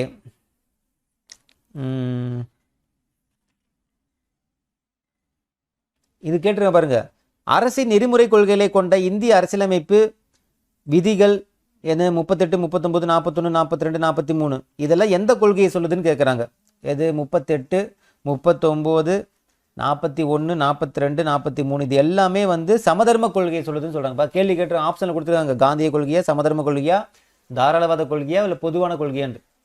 ஓகேங்களா? அதனால தான் இந்த கேட்டகரி பிரித்து சொன்னது உங்களுக்கு. ஓகேங்களா? Okay okay. இந்திய அரசியலமைப்பில் அரசு வழிகாட்டு நெறிமுறைகள் கொள்கைகள் உட்படுத்தியதுக்கான முக்கிய நோக்கம் என்னன்னா, மக்கள் நல அரசு. மக்கள் நல்லா இருக்கணும் அப்படிங்கிறதுக்காக ஒரு அரசு வந்து பார்த்தீங்கன்னா மக்கள் நல அரசு அப்படின்னு, அது மக்கள் நல்லா இருக்கணுங்கிறதுக்கான அரசு. அதுதான் அதோடைய மெயின் நோக்கம்னு சொல்றாங்க. ஓகேங்களா? அதான் ஆன்சரு. ஓகே. அரசின் கடமைகள் அப்படிங்கிறது நல்லா கேளுங்க. அரசின் கடமைகள் அப்படிங்கிறது எந்த இதுல வந்து பார்த்தோன்னா பட்டியலிட்டு இருக்காங்க அப்படின்னு பார்த்தோன்னா, அரசு வழிகாட்டு நெறிமுறைகள். பார்த்தீங்கன்னா நான் சொல்லியிருந்தேன்னா அரசின் கடமைகள், அது நீ அடிப்படை கடமையை ஞாபகம் வச்சுக்காதீங்க. அரசின் கடமைகள்னாலே உங்களுக்கு என்னது? வழிகாட்டு நெறிமுறைகள். குடிமக்களின் கடமைகள்ங்கிறது அடிப்படை கடமை. ஓகேங்களா? அடுத்து பாருங்க, அரசு நேரடி வழிகாட்டு நெறிமுறைகள் அப்படிங்கிறது அரசியலமைப்பிற்கு உயிரளிக்கும் விதிகளாகும்.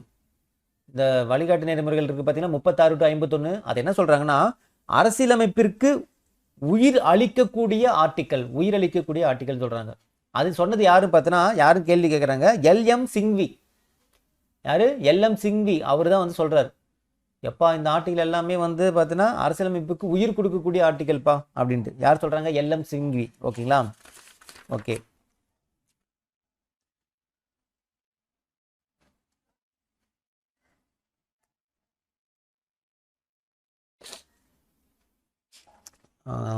அடுத்தது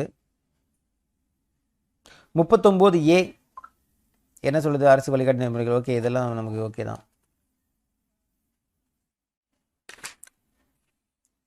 இது பாருங்க, மக்கள் நலனை மேம்படுத்துவதற்காக சமூக ஒழுங்கை அரசு பாதுகாக்க வேண்டும். சமூக ஒழுங்கு இப்போ டைரக்டா சமூக ஒழுங்குனே கொடுத்து கேட்டாங்க. ஓகேவா? அப்ப ஆர்டிகல் நம்பர் 38. Article number 38. சரி, ஓகே. அடுத்து ஓகே, எந்த அரசியலமைப்பு சட்டப்பிரிவு பன்னாட்டு அமைதி மற்றும் பாதுகாப்பை ஊக்குவிக்கிறது? பன்னாட்டு அமைதி மற்றும் பாதுகாப்பு கடைசி ஆர்டிகல். ஓகேவா? Article number 51 சொல்லியிருந்தேனா? ஓகேங்களா? அமைதி 5 முட்டையில் 1 முட்டை. ஓகேங்களா? ஃப்ரெண்டு கொடுக்கறது. இது எந்த நாட்டிலேருந்து எடுத்திருக்காங்க? அயர்லாந்து நாட்டிலேருந்து எடுத்திருக்காங்க. ஓகே. அடுத்து பாருங்க, இந்திய அரசியலமைப்பின் பட்டியல் சாதிகள், பழங்குடியினர் மற்றும் பிற பலவீனமான சொல்லியிருந்தேனா அப்படியே கேட்டிருக்காங்க பாருங்க. ஆர்டிகல் நம்பர் ஏ பிரிவு 46. 4 பேர் அந்த ஆத்தங்கரையில். ஓகேங்களா? அடுத்து குடிமக்களுக்கு பொது சிவில் சட்டத்தை பற்றி கூறும் அரசியலமைப்பு. இதெல்லாம் ரீசெண்டா 2023 கேட்ட கேள்விப்பா. குடிமக்களுக்கு பொது சிவில் சட்டத்தை பற்றி கூறும் அரசியலமைப்பு விதி ஆர்டிகல் நம்பர் 44. 44 என்னது? இந்த குடியுரிமைன்னு சொல்லியிருந்தேன்னா அதே தான், குடிமக்களுக்கு பொது சிவில் சட்டம். ஓகேங்களா? குடியுரிமை இது. அடுத்து இங்க பாருங்க, இந்த வழிகாட்டு நெறிமுறைகளும் மற்றும் அடிப்படை உரிமைகளும் அரசியலமைப்பினுடைய மனசாட்சியாக இருக்கிறது. வழிகாட்டு நெறிமுறைகளும் இந்த வழிகாட்டு நெறிமுறை, அடிப்படை உரிமை, இது ரெண்டு தானே வேறுபடுத்தி காட்டியிருப்பாங்க ஒரு டிஃபரன்சியேஷன்ல புக்கில். இது ரெண்டுமே என்ன சொல்றாங்கன்னா அரசியலமைப்பினுடைய மனசாட்சிங்கிறாங்க. அப்படின்னு சொன்னது யாருன்னு தெரியுமா? கிராவின் ஆஸ்டின்.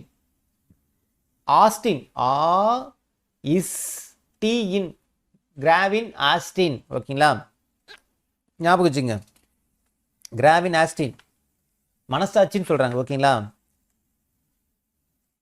ஏன்னா உனக்கு மனசாட்சியே இல்லையாடா அப்படிம்பாங்களா? கிராவின் ஆஸ்டின் ஆஸ். ஓகேங்களா? ஓகே. அரசு பொது சுகாதாரத்தை மேம்படுத்த வேண்டும். Article number 47. வாரத்தில் 7 நாளும் சுகாதாரம் ஸ்கூலில் போயிட்டு, அப்போ 4 பேர் வாரத்தில் 7 நாளும் 47 ஸ்கூலில் போயிட்டு இது பண்ணுறாங்க சுகாதாரம். அடுத்து வழிகாட்டு நெறிமுறைகள் பயன்பாடுகள். வழிகாட்டு நெறிமுறைகளுடைய பயன்பாடுகள் வந்து பார்த்தோன்னா உங்களுக்கு ஆர்டிகல் நம்பர் 37 கொடுத்துருப்பேன்னு சொன்னாங்களா? அது என்ன சொல்கிறாங்கன்னா, என்னென்ன பயன்பாடுகள் பாருங்கள். நெகிழா அரசியலமைப்பு, கவர்னருடைய நியமனம், இதெல்லாம் இதுக்குள்ள சொல்லியிருக்காங்க. நெகிழா அரசியலமைப்பு, கவர்னருடைய நியமனம், இது எல்லாமே வந்து ஓகே, ஒரு கவர்னர் இருந்தால் நல்லா இருக்கும் கவர்மெண்ட் அப்படிங்கிற மாதிரி. அதோட பயன்பாடுகளில் வந்து பார்த்தோன்னா உள்ளுக்குள்ளே போய் படித்து பார்த்தா தெரியும் நமக்கு. இந்த ஆர்டிகலுக்குள்ளே போய் டெப்த்தாக படித்து பார்த்தா தெரியும். ஓகேங்களா? நெகிழா அரசியலமைப்புங்கிறது ஒரு சில கொடுத்துருப்பாங்க, எப்போ வேணால் நம்ம வந்து என்ன பண்ணிக்கலாம், இதுக்குள்ளே நம்ம திருத்தங்கள் பண்ணிக்கலாம் அப்படிங்கிற மாதிரி. நெகிழா அரசியலமைப்பு, கவர்னருடைய நியமனம். ஓகேங்களா? இது எல்லாமே வந்து பார்த்தோன்னா உங்களுக்கு இதோடைய பயன்பாடுகளுக்குள்ளே வரும். ஓகே. வழிகாட்டு நெறிமுறைகள் வந்து பார்த்தோன்னா எது போல தோற்றம் அளிக்குது அப்படின்னு பார்த்தீங்கன்னா, அறிவுறுத்தல் செயற்கல்வி 1935 இந்திய அரசு சட்டம் 1935 கேள்விப்பட்டிருக்கீங்களா? அதே மாதிரி அறிவுறுத்தல் செயற்கல்வி 1935 இருக்கு. அது மாதிரியே இது இருக்குங்கிறாங்க, வேற ஒன்றும் கிடையாது. இந்திய அரசியலமைப்பு சாசனத்தினுடைய வழிகாட்டு நெறிமுறைகள் டேஸ் போல் தோற்றம் அளிக்கிறது. அறிவுறுத்தல் கருவி 1935. ஓகேவா? அதன் அடிப்படை அது மாதிரியே இது இருக்குங்கிறாங்க. ஓகேங்களா? வேற ஒன்றும் கிடையாது. இந்த அடிப்படை இங்க பாருங்க, அரசு வழிகாட்டு நெறிமுறைகள் என்பது அடிப்படை உரிமைகளை மீறி செயல்படக்கூடாது என உச்சநீதிமன்றம் தீர்ப்பளித்த வழக்குன்னு கேட்குறாங்க. இந்த அரசு வழிகாட்டு நெறிமுறைகள் பார்த்தீங்களா, இது வந்து பார்த்தோன்னா அடிப்படை உரிமையை மீறி பண்ணக்கூடாது. நீங்க பண்ணுங்க, ஆனால் அந்த அடிப்படை உரிமையை மீறி பண்ணக்கூடாது அப்படின்னு தீர்ப்பளித்த வழக்கு எதுன்னு பார்த்தீங்கன்னா, சென்னை மாகாணம் வெர்சஸ் செம்பகம் துரைராஜன் 1951. இதுல ஒரு 3 வழக்கு இருக்குப்பா. ஓகேங்களா? பட் அந்த 3 வழக்குமே ரொம்ப டெப்தா தேவையில்லை. இந்த ஒரு வழக்கு மட்டும் ஞாபகம் வச்சுங்க. ஓகேங்களா? செண்பகம் துரைராஜன், சென்னை மாகாணம் வெர்சஸ் செண்பகம் துரைராஜன் 1951. அப்பவே அடிப்படை உரிமைகளுக்கும் அரசுக்கு வழிகாட்டு நெறிமுறைகளுக்கும் இடையே முரண்பாடு தோன்றினால் அடிப்படை உரிமைகளே மேலோங்கி இருக்கும் சொல்றாங்க. அதை மீறி பண்ணக்கூடாதுன்னு சொல்றாங்க. இது ரெண்டுக்கும் முரண்பாடு இருந்துச்சுன்னா ஃபர்ஸ்ட் அடிப்படை உரிமைக்கு தான் ப்ரெஃபரன்ஸ் கொடுக்கணும் அப்படிங்கிற மாதிரி தீர்ப்பு கொடுத்தாங்க 1951. ஓகேங்களா?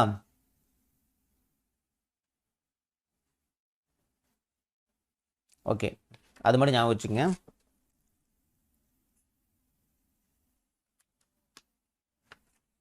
பொறுத்துக்கெல்லாம் பாருங்க, அந்த ஆர்டிகல்லாம் கொடுத்து பொறுத்துக்க கேட்டிருக்காங்க.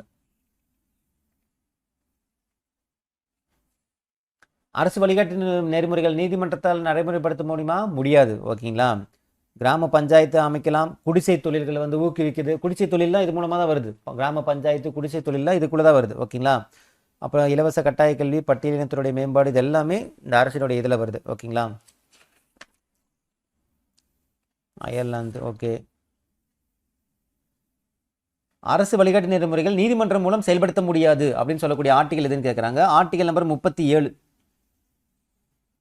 பார்த்தீங்களா? நெறிமுறை கோட்பாடுகளுடைய பயன்பாடுகள் அப்படிங்கிறது மொட்டையே கொடுத்துருக்காங்கல்ல, அதுக்குள்ள பாருங்க, அரசு வழிகாட்டு நெறிமுறைகளை நீதிமன்றம் மூலம் செயல்படுத்த முடியாது. இதெல்லாம் அதோடைய பயன்பாடுகள். நான் ஸ்டார்டிங்ல ஒரு டெஃபினேஷன்லாம் கொடுத்துருந்தேன் பார்த்தீங்களா? இப்போ வரையறைன்னா என்னது, அதுக்குள்ள ஒரு டெஃபினேஷனே கொடுத்துருப்பாங்க. அது என்ன வேணா டெஃபினேஷன் இருக்கலாம், நாம தான் புரிஞ்சுக்கணும்.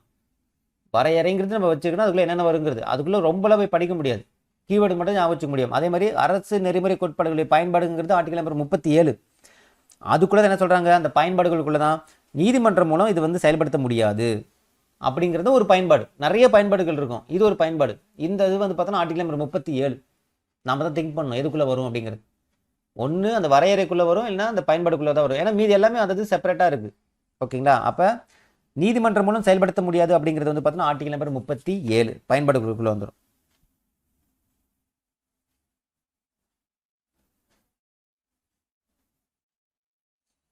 பணி இடத்துக்கான வசதிகளை செஞ்சு கொடுக்குது. ஓகேவா? பணி செய்யறதுக்கானது. ஓகே, அதெல்லாம் ஓகே, நீங்க பார்த்தா அடிச்சிருவீங்க. இந்திய அரசியலமைப்புல முகவுரை, இந்த அரசின் வழிகாட்டு நெறிமுறை, இது ரெண்டுக்கு காமனாக இருக்கிறது என்ன தெரியுமா? இந்த சமதர்ம கொள்கை. கரெக்டா? அங்கேயும் சமதர்ம பார்த்தோமா, சமதர்ம சமய சார்பற்ற அரசு அப்படிங்கிற மாதிரி பார்த்தோமா, அதே மாதிரி தான் இங்கேயும் வந்து பார்த்தோம்னா அந்த முகப்புரைக்கும் அரசு வழிகாட்டு நெறிமுறைகளுக்கும் உண்டான ஒரு பொதுவானது என்னது, எந்த சித்தாந்தம்? சமத்துவம், சமதர்ம கொள்கை. ஓகேங்களா? ஞாபகம் வச்சுங்க. இங்க பாருங்க, ஒரு பொறுத்துக்க கொடுத்துருக்காங்க பாருங்க. ஐயோ, 1.25 மணி நேரம். ஓகே, பொறுத்துக்க கொடுத்துருக்காங்க பாருங்க. போதுமான வாழ்வாதாரம் இந்த பக்கம் இருக்கு, போதுமான வாழ்வாதாரம். ஓகேங்களா? அது ஆர்டிகல் நம்பர் 39 சொல்லியிருக்காங்க. ஆண் பெண் சம ஊதியம், போதுமான வாழ்வாதாரம்ங்கிறது ஆண் பெண் சம ஊதியம் போன்ற சில கோட்பாடுகளை அரசு பின்பற்ற வேண்டும் அப்படிங்கிறது. ஓகேங்களா?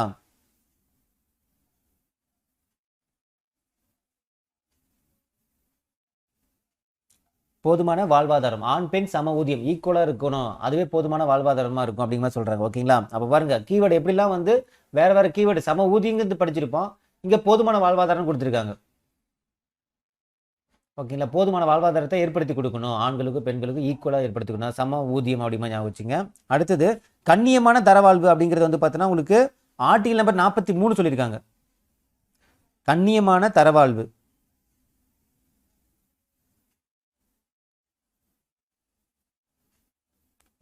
Article number 41.